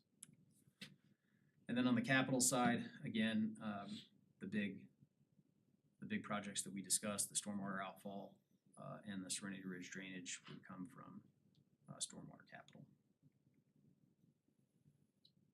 Any questions about enterprise funds before we go on to special funds? All right. These will go a little bit quicker. We don't have as much money budgeted in these special funds as we have in previous years because, as we mentioned before, we've been really aggressively building stuff. And that's been really good, but we're going to suggest that we take a pause for a year on some of these items. That's not to say that we won't continue work on developing some of these infrastructure systems, but that will slow down on the building piece for 2024. So on the park development side, this park development fund, the revenue comes from park development impact fees that are charged to new development, and they're collected with the intent of expanding our park system to offset the impacts of new growth. So we don't pay for personnel with park development funds. We pay for developing new park amenities. So we have the Newell Farm project. We acquired that piece of property late 2021, early 2022. I can't remember the time frame, but no, 2022, 2023. Is that right? Anyway, we want to put together a concept plan for what the future of that park looks like. We have a lot of great ideas. The property owners that we purchased the property from had some really cool ideas, and we want to continue to explore those. We'll work with the Port Committee and others to kind of develop that concept plan. And then just some extra park amenities for the new bike park that we just built. It's been I would say a raging success, if I could put it that way. But there's always improvements you can make, maybe some additional shade and some other minor enhancements to just make that an even better facility. Those are minor expenses in the grand scheme of things and total about $1,000. Parkland acquisition is similar to park development, except that those funds are limited to buying new parkland, new parks and open space land. So we don't pay for personnel with that either. But this helps us expand our park land inventory so that we can continue to keep the ratio of parks and open space people that we have today. The only funds that we have in this, the only expenses that we have in this fund today are actually a transfer to another fund. And 2 years ago, the board asked us to account for and create a spot in the budget where we could buy open space specifically from. Excuse me. And so we've taken money from the Parkland Acquisition Fund, Larimer County Open Space Fund, and the 1998 1% fund. One of the allowable uses for that was open space preservation and acquisition. And we're putting that all into one place so we can see how much money do we have available to us and where will those expenses come from when we have open space acquisitions. So $150,000 from the park and open space land acquisition budget will go into the Larimer County Open Space Fund, which is where we're gonna account for those now. So that's really just a transfer between funds. It's not an expense directly associated with purchasing something. Public Facilities Fund I mentioned before, again, that's paid by new development, so that we can build up a bank account that will help us to expand our facilities, to accommodate growth, and also to buy, big pieces of capital, or big capital purchases like capital equipment purchases like new vehicles, for expanded staffing, again, associated with needing to offset the impacts of growth. We don't pay for personnel with this one either. We have 3 new vehicles in here for streets and engineering staff that we've already talked about. And we will have some carryover from 2023. We started a town hall expansion kind of feasibility analysis, and we'll continue that work into next year. Right now, because of the way that town hall is laid out, the utility staff that we want to add and the engineering staff that we want to add, we don't have space for. We've found, I think, some creative ways to accommodate decent working space within the offices that we already have.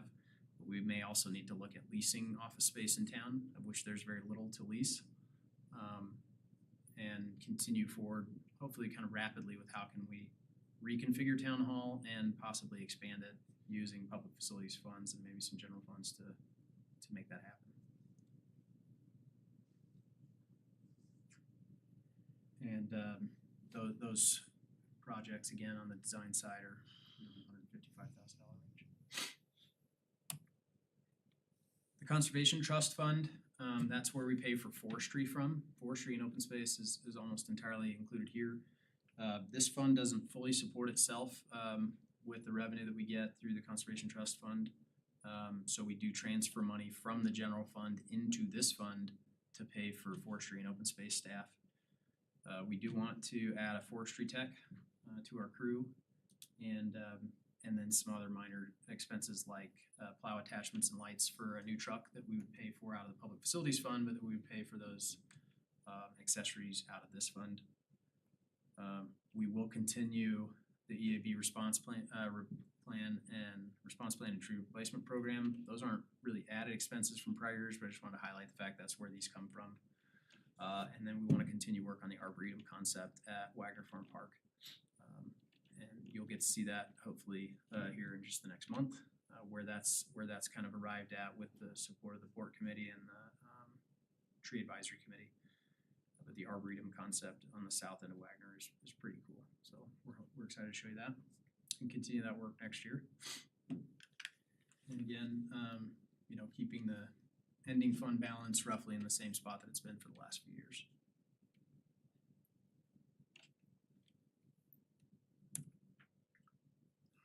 Larimer County Open Space Fund, these are taxes that are collected and then passed through to us. The only expenses that we really have here are the Jaskowski concept plan.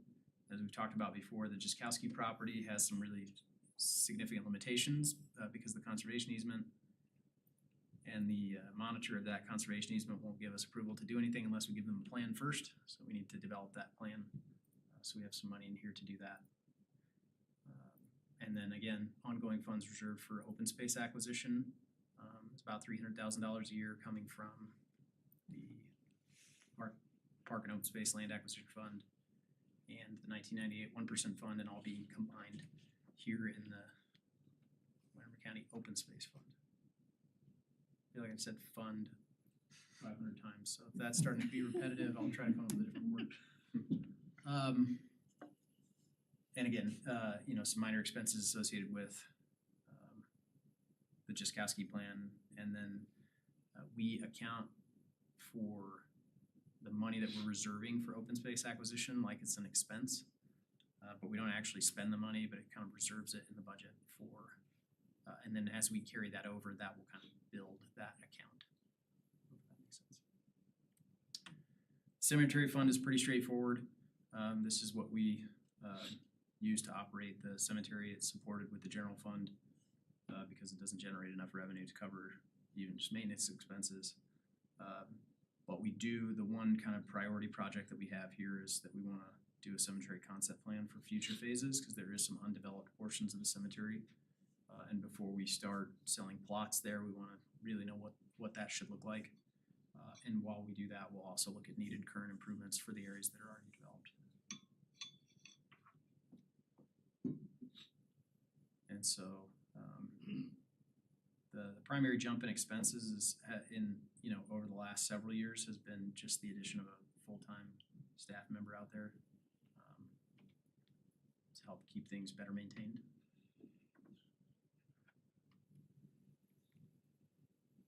On the bat side, excuse me, we don't have any new personnel plan in bats. We don't really have a lot of significant changes. We also did not include any revenue expense associated with the congressionally directed spending request that we submitted and that we are still hopeful will be approved. We haven't gotten official word yet. So rather than include that money now, we'll wait, and if the feds tell us that's a done deal and we go through the grant funding process through the FTA, then we'll come back to you. We'll make adjustments to the budget as needed. The other thing that we do with the BATS fund is that we contribute money to RAFT, the Rural Alternatives for Transportation. They provide services to out-of-town and in-town residents. And in town, they primarily provide those services in hours where we don't operate BATS. And they go to places that BATS won't go to. Those are primarily out-of-town trips. But we've used the BATS fund to help support their operation directly associated with the folks that they're picking up in-town residents and taking to places either in our off hours or to places that we won't go. They've requested an increase from 41,000 to 75,000. And if the board is supportive of that, we would include that in the budget for next year. I believe you all received that written request from RAFT via email. If you have questions about that, we're happy to go through that. But from a staff standpoint, they provide a valuable service, supplementing what we do in both, again, times and areas that we won't.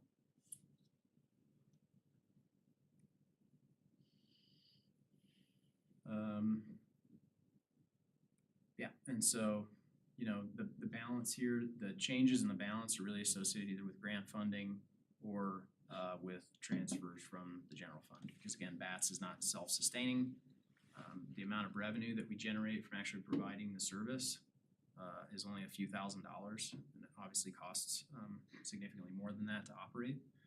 That gets supplemented with some grant funds and some revenue exchanges with the City of Fort Collins and Flex and Office on Aging grants and a variety of other things. But in general, it's mostly supported with the 1998 1% fund and or the general fund. It appears there's a pretty significant downward trend from 2022 to 2024. Is that just something that will get corrected when it needs to get corrected? Or? Again, I think a lot of that is just, and Cindy can correct me if I'm wrong here, but again, we supplement this fund with other town funds that are designed for that purpose. And so some of that is just a choice about how much money we transfer in and then how much we end up spending. Gotcha. On the road impact fund, these are impact fees that are charged to new development again. Each house and each commercial business pays road impact fees that help us expand our roadway system or roadway network, primarily to offset the impacts of new growth. So we don't pay for personnel out of this fund either. Excuse me. The big project that's budgeted here is the Spartan Avenue Railroad crossing. I do think the cost estimate is likely low because we've learned that the hard way over the last 18 months. But we will update that prior to going to bidding, and we may need to make an associated budget adjustment to do that. Or you may choose not to do it, depending on if you don't want to spend that much money. It will be an expensive project. There's some pretty significant physical features we've got to deal with, drainage channels, and some pretty significant regrading work. But we have made real good progress. BNSF did provide us with a draft agreement that we're looking at now. It does include only one railroad crossing exchange, so we'll close one and get one new one. That's in their draft, so I'm hoping they don't change their mind. Typically, they want 2 crossings for one new one. They want you to close 2 to get one new, and we've consistently said we're not willing to do that. And we've come up with some other trade-offs with them to make that work. So we need to get that agreement done and in place. They have also designed the signal at the intersection, so we have to pay for that signal, but we don't get to design it, they get to. So they have designed it and they have provided us with a cost estimate that would get incorporated into that. We just got that in the last couple of weeks. So I think we're making some really good progress, and it is possible that we could start construction next year. We want to continue to budget money as if that's going to be the case. But as we talked about lots of times before, the railroad just operates on its own time schedule. The cost estimate for that crossing, will there be some funding included in that to help maybe widen further east into Mary's Farm where it's really narrow there? It's not currently budgeted as part of this project.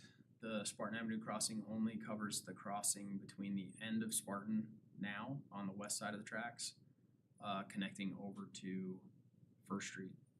As you mentioned, Trustee Hardy, I think we will need to do some widening of Nebraska, which is what Spartan turns into as it crosses First Street heading east. And we are working on acquiring right-of-way from those property owners on the south side of the road. There's some large acreage estate lots there that are in the county. We're trying to acquire some additional right-of-way through there so that we can push traffic a little bit away from the houses that front Nebraska with parking and bike lanes and other stuff. So we're working on that in parallel, but not as part of this project. What this budget does not include is additional potential cost sharing of intersection improvements that might be needed on Mountain Avenue. We've talked about this before, but the roundabout at County Line Road and 56 that was conceived of as part of the farmstead development. We're working on a cost share agreement now that you'll have to approve, but our intent is to reimburse them with future impact fees, not to provide cash. So we're working through those details still, but if there was cash contributions to expanded intersections in town to cover background traffic that's not associated with the new development, those would typically come out of this fund. And again, that fund has roughly $5.5 million in it, but Spartan Avenue will take the lion's share of that.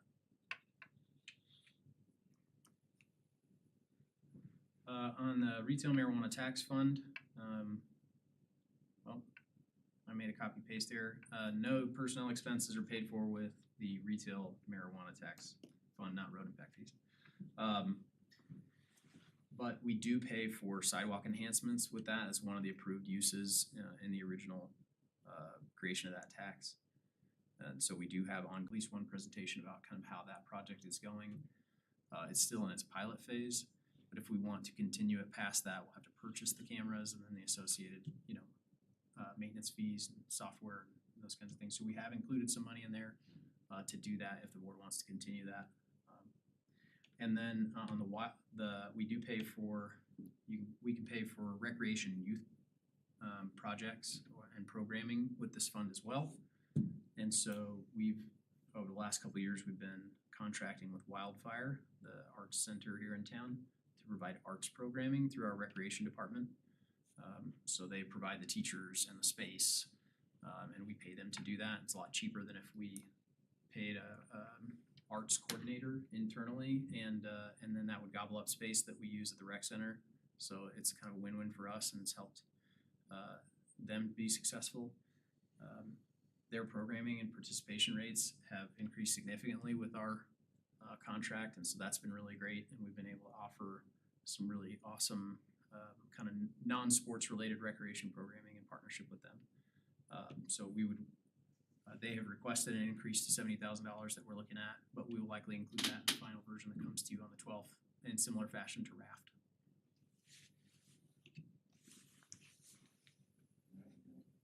And one item I didn't include in here, but is similar in fashion as well, is Berthoud Local.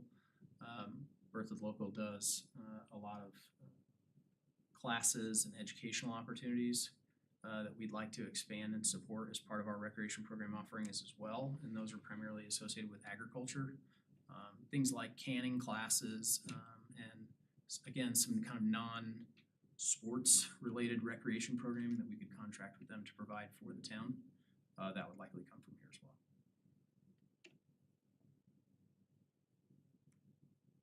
And we're kind of working through some of those details now. Would expect to bring those to you on December 12th when we bring the complete budget.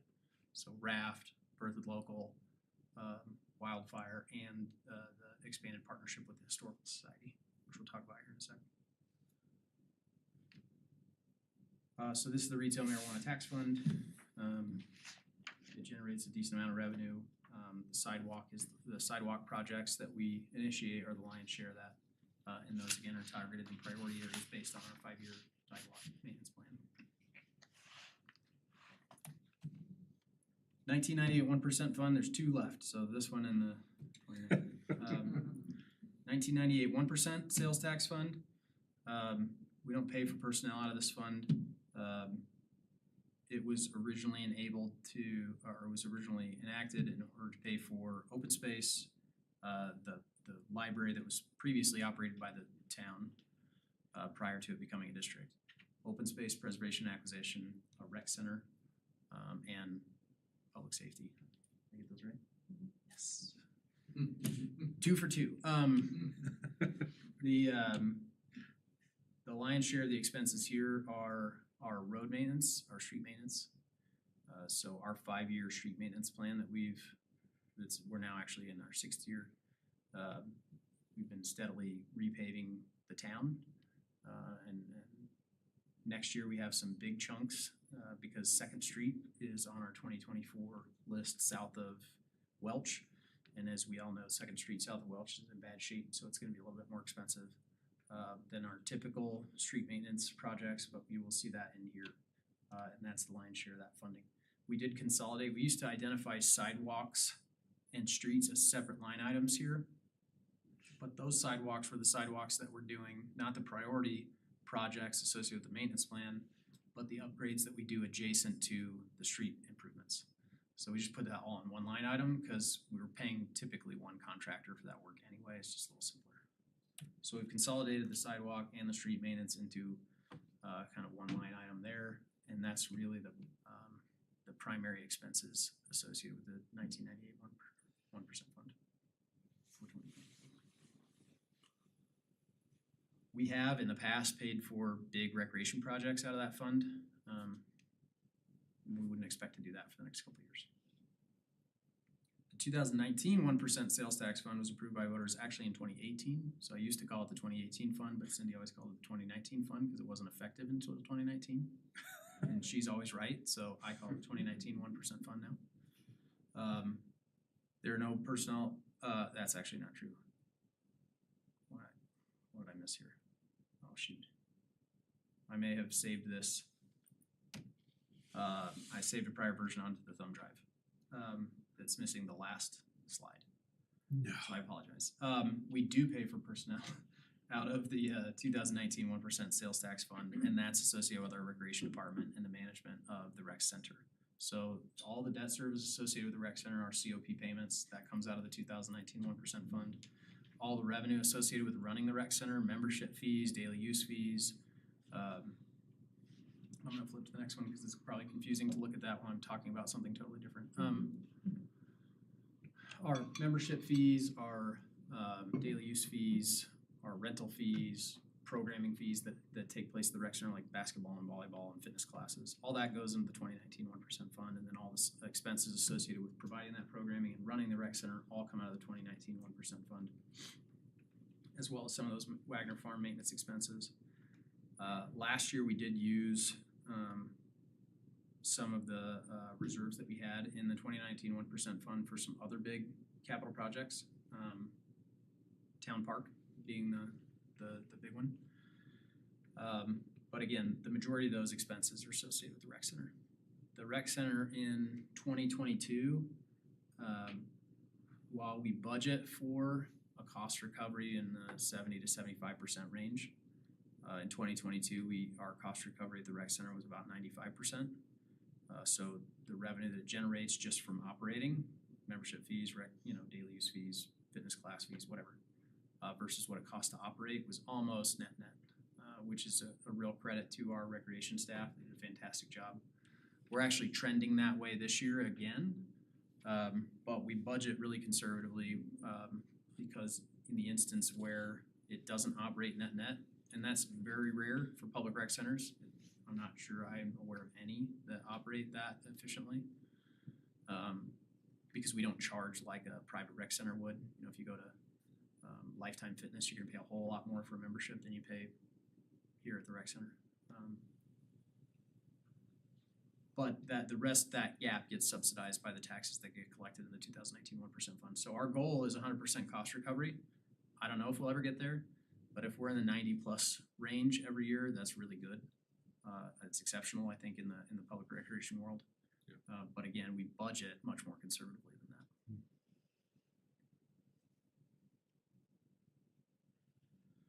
that. So all of our capital and special revenue funds that are just associated with capital, there's some big balances in some of those funds. We will also have some large expenditures like source of supply. We're budgeting to buy a significant chunk of water. But we would still expect to carry pretty significant fund balances into 2024. When we get into 2025 and we start building big utility projects, you'll see some of that decline pretty rapidly. We'll talk about that next November. And then in all funds, this is just kind of a high-level summary of all funds, revenue versus expenditures. In areas, again, where it looks like we're operationally out of balance, that's almost exclusively driven by capital projects, not by, general operating expenses exceeding general operating revenues. We're spending cash that we've saved to build projects or buy capital equipment. And then these are the projected ending fund balances all in one place, which I'll show you in total on the next slide.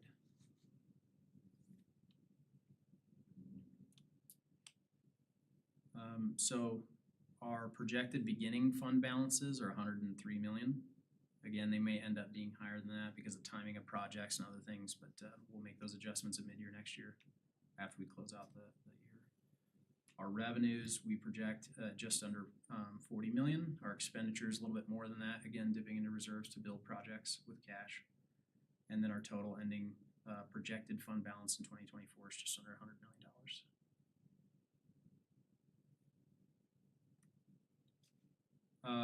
So next steps, we're gonna finalize the fee schedule. We'll bring that to you on December 12th. And then on December 12th, we recommend that you adopt the budget in its final form that we would bring you then with some of those changes that we've talked about that were not included here, but that we would expect to add in before we bring that back to you. On December 12th, you'll also review and hopefully approve that fee schedule. And again, the only changes really so far none are significant, and they're associated with building and planning and kind of keeping pace with the costs associated with providing those services and then recreation. And then lastly, you'll do that mill levy adoption at the same time. So, any questions that you have that we can address tonight? Any items that you feel like we've missed or that need to be included that we have not? Happy to discuss that with you and answer any questions that you have. Pretty much more of the same track. Glad to see you put the note in there to increase RAF's budgetary requests. Yep. I think that's a good investment, similar to like what we do with the sheriff's department. Love to see more, but baby steps. Take what we can get. And if I could just touch on that really quickly, Trustee Hardy, we have met with RAF to talk about what does that look like if we go to microtransit. Microtransit will be a little bit different than the service that we provide today. Right now, BATS and RAF are kind of overlapping services. Microtransit would operate very differently. And so we think that there's some reason or possible reason to even expand our RAF partnership even more to take on some of that human transportation aspect more than the transit piece. So there may be continued partnership and expansion of that partnership opportunities in the future. And then RAFT has also expressed an interest in potentially providing that microtransit service when we go out and do that RFP. So we'll see how that works in the future, but What's your timeline on the microtransit? well, a lot of that depends on when the feds tell us we got the money. The congressionally directed spending, as I understand it, gets approved through Congress as part of their big kind of omnibus spending bill. But you still have to go through the federal grant requirements for that. The money actually gets, plugged into a specific federal funding category that's authorized in, the US codes. In this case, we had to specify which FTA grant program we were applying to. But you kind of bypass the normal grant processes if Congress says, we think your project is worth kind of expediting. Possibly 2024? We would expect it to be in 2024. We would expect to have to start spending that money before the end of the federal fiscal year, which would be September 31st, September 30th of this coming year. So, but we don't want to include that money in the budget until we know that that's going to be here. And again, we still have to go through those grant processes with the FTA. So there's a lot of paperwork and other things that have to be We done can do even a- once we get approved. Amendment to the budget like we usually do when we have increases in funding, we can rearrange. And depending on timing, we try really hard not to bring you budget supplements or budget, what's the right term? Budget appropriation, supplemental appropriations. We try not to bring you supplemental appropriations during the year. We try to consolidate that all into the mid-year. But if we had a big, influx of grant money, we might choose to do that. Or we might have you approve adding that to the budget, and then just capture it all and account for it at mid-year.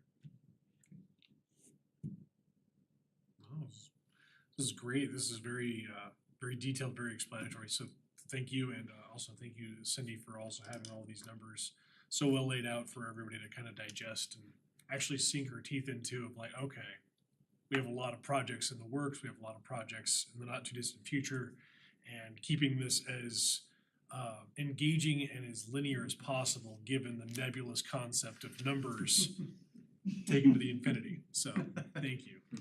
I remember his first budget report, What he said. my first year on the board. It was very numbers oriented. This is a much improved version. Very much so. Thank you very much. He's gotten better in the last few years. Appreciate it. It's Yeah. better than the alternative. Yeah. I've actually got a whole bunch of line items here. Okay. I'd like to go through. No, I'm just messing Oh, with you. wow. No. I'm down for that too, so that's. No, seriously, I sat down a couple nights ago to look through all this and really think about where we're going. And I think you guys knocked it out of the park this year. Like, I have no comments. Thank It's pretty rare, but you guys did an excellent job putting this together, and I'm really looking forward to next year. It's a good chance to take a breath, recharge your batteries, but we've still got a lot going on. So you guys are doing a great job with it. So, yeah, thank you. And, I get to stand up here and kind of walk you through it all, but the work all occurs in our departments, our department heads. We have just an outstanding team at the town, and it feels like it gets better every day. And Cindy has been like a staple for us, and most of the reason why we're in as good a financial condition as we are is because of her and her financial leadership. So major kudos to her and her team. But again, every department we have at the town is led by people who really care about what they do. They want to provide the best service they can in the most efficient way possible. And we're not perfect, but I think they do a pretty dang good job. I'm really proud to be the town administrator and get to work with all of them, because this represents their work. Like I said, I just get to present it. So This is great stuff. Thank you. thank you. I'll come sit back down with you guys. Cool. Well, with all that said, I guess that kind of brings us off of our scheduled items and off to some elected reports. I guess. It's just presentation, no official action. It's just. You guys, We'll be you guys voting can on take public comment on that item if you want, or if you want to just worry about it later, you can do that too. Is there anybody in the audience who would like to have any public comment on the budget presentation we just went through? Come on up.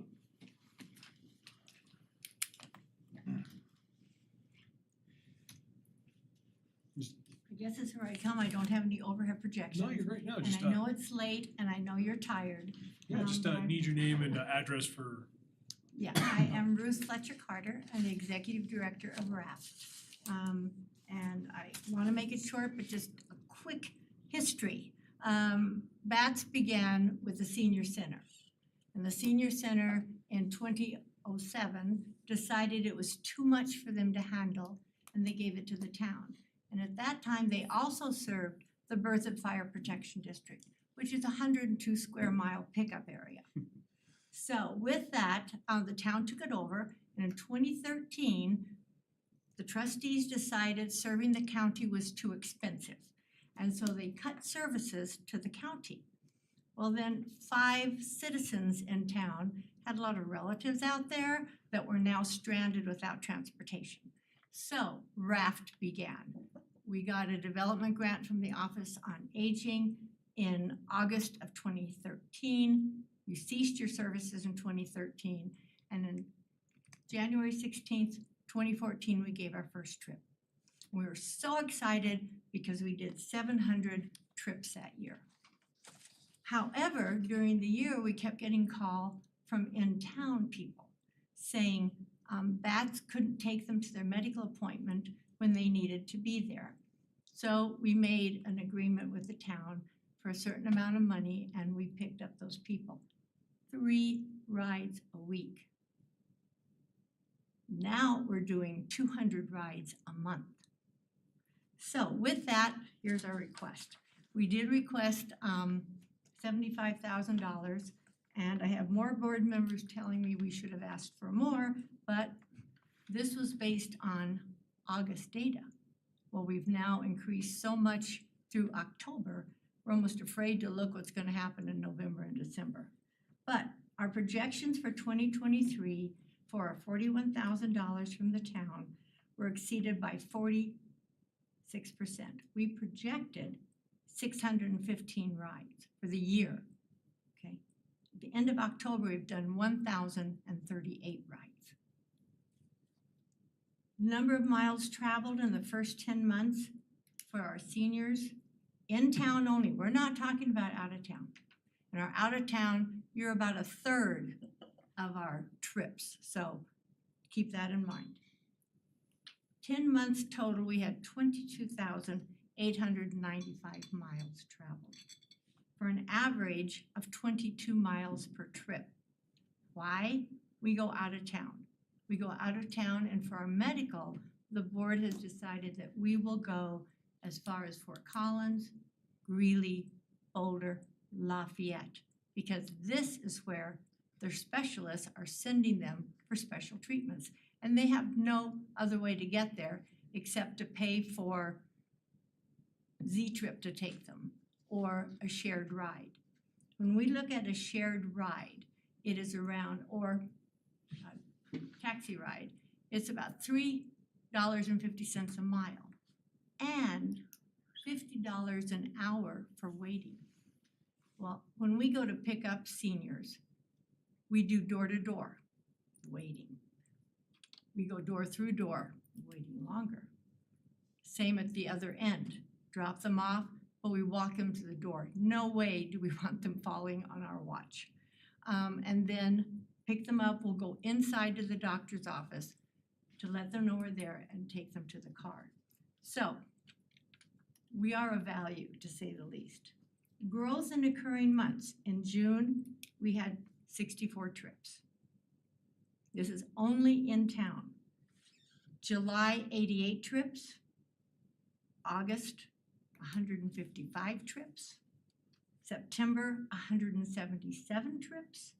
And October, 200 trips. The number just keeps going up. Berthoud's expanding, and you probably did a really good job of marketing transportation in town, and we've been either the victim or the privileged recipient, one of the two. During the first 10 months, our volunteers have donated 2,076 person hours to in-town people. That equates to 5 full-time equivalent people. You get to pay for 5 drivers to do what we do. We believe the town of Berthoud is the true benefactor. You're receiving exemplary services for your most vulnerable residents. These are adults with disabilities. We primarily take them to work. Take a blind lady to work. We take young adults to work at ARC. So, I mean, it's really vital. We take seniors to dialysis. They can't live without that. We take seniors to go get their pacemaker adjusted. We don't do any in-town trips except for employment, education, or medical. Our county will take them to see Aunt Alice because they have no other options, and they do have bats in town. So they can go to Hayes Market as far as we're concerned.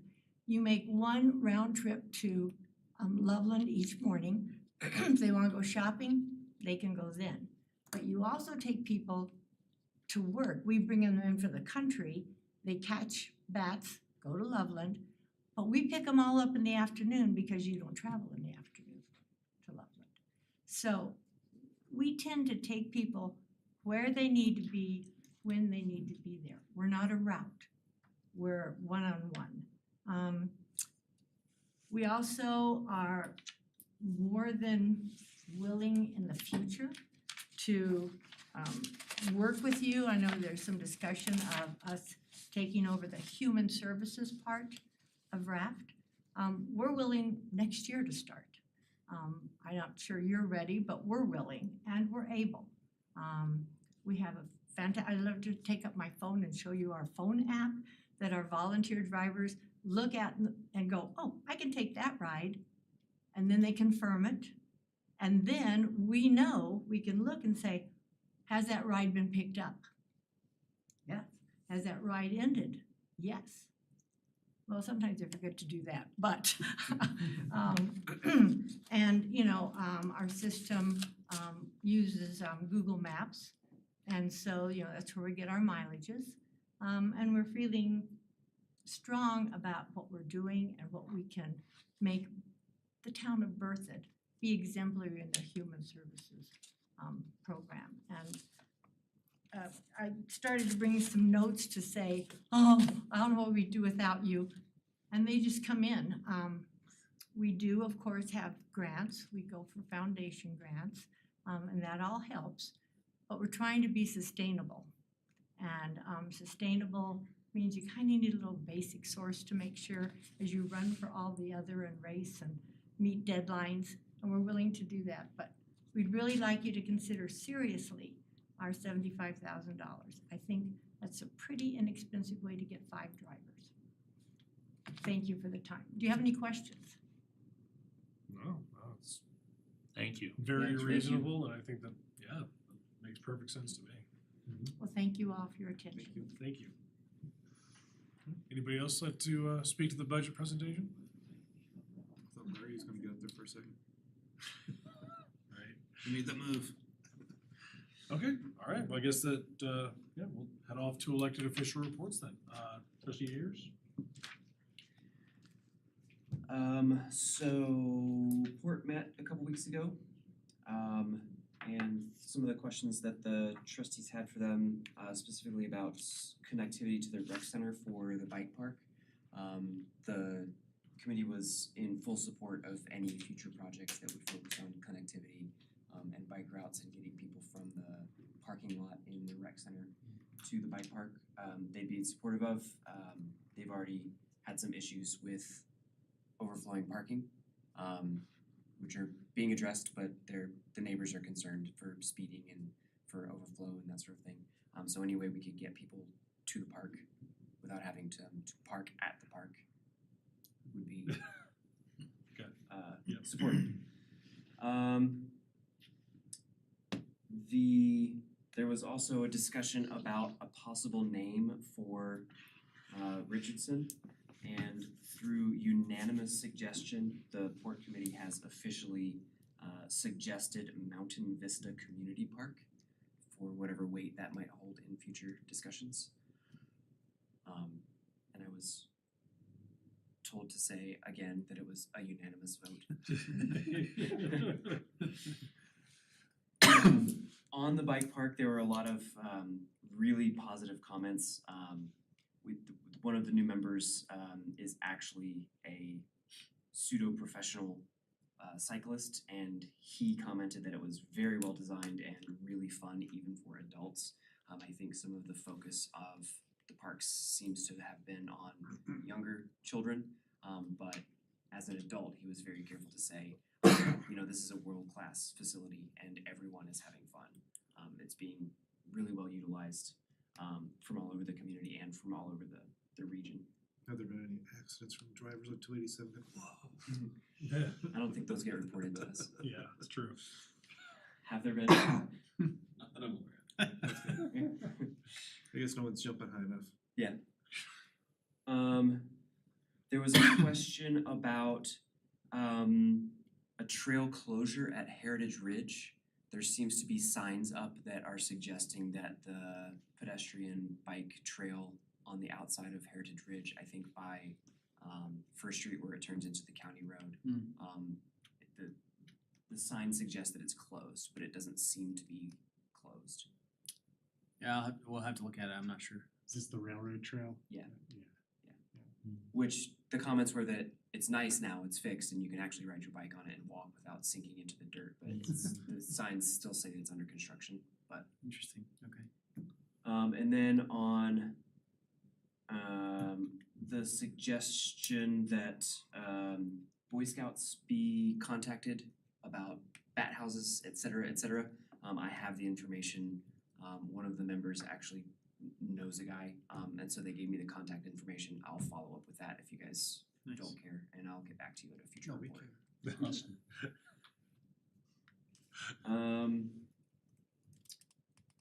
The officers were elected for the Port Committee. Warren Roth is the new chair, Carolyn Hobson is the vice chair, and Anna Murphy is the continuing secretary. I think to everyone else's happy vote that she wanted to continue to do that. And Mayor Pro Tem, I think you're probably gonna talk about this as well, but the Port Committee still has a vacancy for the youth advisory because they are still at low capacity for that board. So anyone in the community know kids that want to be in politics, please get them interested in on the board. Community service. Community service. Yes. They're teenagers, it's politics. What's the age limit, out of curiosity? 13 is the 13, yeah. youngest. 13 is the youngest, and you need to be a student and birthed one way or another. Okay, yeah. That's about it. Student of life. Yes, okay, all right, we'll go with that. That's it for me. That's it for you? What? Mr. Yardy? Any reports? Attended the DDA meeting last Thursday with Walt, about, like 15 or 20 other people were in attendance. That was good. Then HPAC missed the meeting last night. Nothing too new there except for the 2 new members. I did have somebody sit in from the surveyor to kind of get an idea of what HPAC's all about and what they're up to, what they're doing, so that'll be an interesting article coming out. We are working on a project creating some coasters basically of individual homes in town and their history with QR codes in the back to try and promote, people kind of getting out and walking about. We're also kind of working on a map in conjunction with that as well. So some interesting things there. Had a citizen contact me about Nebraska Avenue, about getting some stop signs put on the south side there to match up with the stop signs that are on Michigan. Because he feels like all the traffic's kind of pushing down in Nebraska for east-west since there's no stop signs, so they drive pretty fast and it's a narrower street. So called Chris on that, he said he'd look into it. And then that's where I also asked about possibly widening that when Spartan Avenue comes through, which was mention again tonight. I think that's about it that I had in my mind. That's it? That's Okay. it. My final answer. Final answer. Trustee Murphy? No report. No report? All right. Trustee Kurtz? Yeah, I guess main thing I wanted to say, this is really, I feel kind of embarrassed for even bringing this up, but it's kind of a town image thing. If you Google Berthoud, Colorado, the first image, and it's very relevant to what we were talking about tonight, the first image that comes up, do it right now, is a pushed over storage cart or like rail cart, like in the middle of the field. And then there's, it's like a rusty container, there's Berthoud Pass, there's a picture of Lone Tree Reservoir, which is kind of private now. That's interesting. So I guess my ask is there anything we can do to contact the Google overlords to improve the town image when you Google Berthoud, Colorado? If anybody knows, it'll be Stephanie, our community outreach specialist, so we'll have her look into it. So yeah, There are some nice photos when you cycle through, but there's some weird ones too, so. At least it's not, well, not to belabor it, but I don't know if anybody remembers, there was a viral video back in late 2017 during a storm event here in Berthoud where a porta potty blew over and then slid down the street. Oh yeah, that was on 9 News and. Yeah, it made national news because it happened right at the same time I was taking the job here, and all my friends were teasing me about it. So that at least is not what shows up now on Google. So that's a It plus. used to be our chicken that made the national news. Right? I grew But up yes, in we'll look at it. For Yeah, sure. yeah. I grew up in a town that had outhouse races at the county fair, so. But anyways, other than that, I don't really have anything else to report, except maybe, so Mountain Vista, great name. I'm going off of memory, but I believe that is almost the exact name that was proposed for the trails at Creekside. Oh, really? For the park that's in the middle, and that was more than a 5-acre park that was gonna be deeded over to the town. That's true.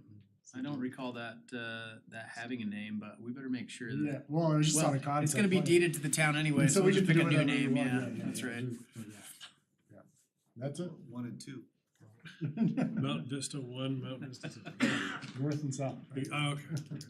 I guess in terms of report, I know youth advisory is still on the hunt. If you know anybody who's age 13 to 18-ish, definitely need more people there. They are hoping to present to the board this next November meeting, essentially Scorch Fest and kind of what they want to do moving forward.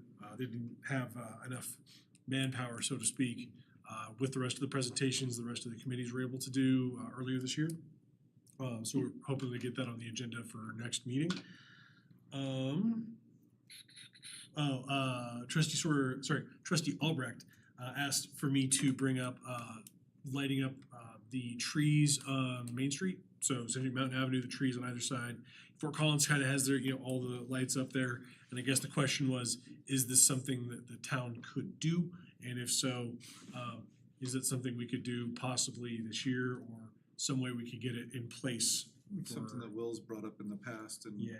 contacting Christy Prokowski with her lighting company to do that. And I think that they actually put out a price list to all the businesses down along Main Street, what it would cost to light up their businesses as well as the trees in front. So that's all been kind of spread out and talked about down there, so. Okay. The reason that it would make sense if the businesses wanted to help do that is because we'll have to pull power from the businesses. The reason why the trees are not lit is there's no power at the base of those trees. Oh, So that's why last year our staff came up with what I think is an awesome solution, and I actually like it better than the trees, but that's just me. And I actually love the trees in Fort Collins, but we're wrapping the light poles now with lights because we do have power on those light poles. But the reason the trees aren't lit is because there's no power at the base of those trees. got it. Okay. I guess then you kind of brought up the railroad crossing at Spartan. The usual questions that I run through with the railroad. I guess the only other one I have is the personnel trail between County Road 10 and essentially Vantage on County Road 10 going north to south. Any further updates on the environmental study? CDOT's been definitely plowing through, I'm sure. I think we are gonna have to do some gray dog relocation. And so, I think the answer to that question is, I think we've received general environmental approval. And we didn't wanna ask, but as we've been working on the Mountain Vista Park design, we would, in the context of that park, it would make sense to do the trails slightly differently, all within the same corridor, but meandering in a way that we hadn't intended originally. And so we had to ask CDOT, is that gonna change our environmental approval if we wanna meander the pathway instead of making it straight? And I don't think we've got an answer to that yet, as silly as that sounds, but that's probably the most recent update I have. That's a few weeks ago, so we may be a little farther along than that. If you need any help with prairie dog relocation, I know my father-in-law is really good at that. Just take it from one spot to multiple spots. Yeah, it's it for my reports. Trebuchet. Well, it's, you know, Yeah, I don't think we can relocate pieces of that. well, it's magic of physics and stuff. Anyways, I guess staff, reports for you. Nothing else from me tonight. Nothing, Your Honor. No? Okay, all right, well, I guess that concludes the meeting. Thank you, everybody. Adjourned.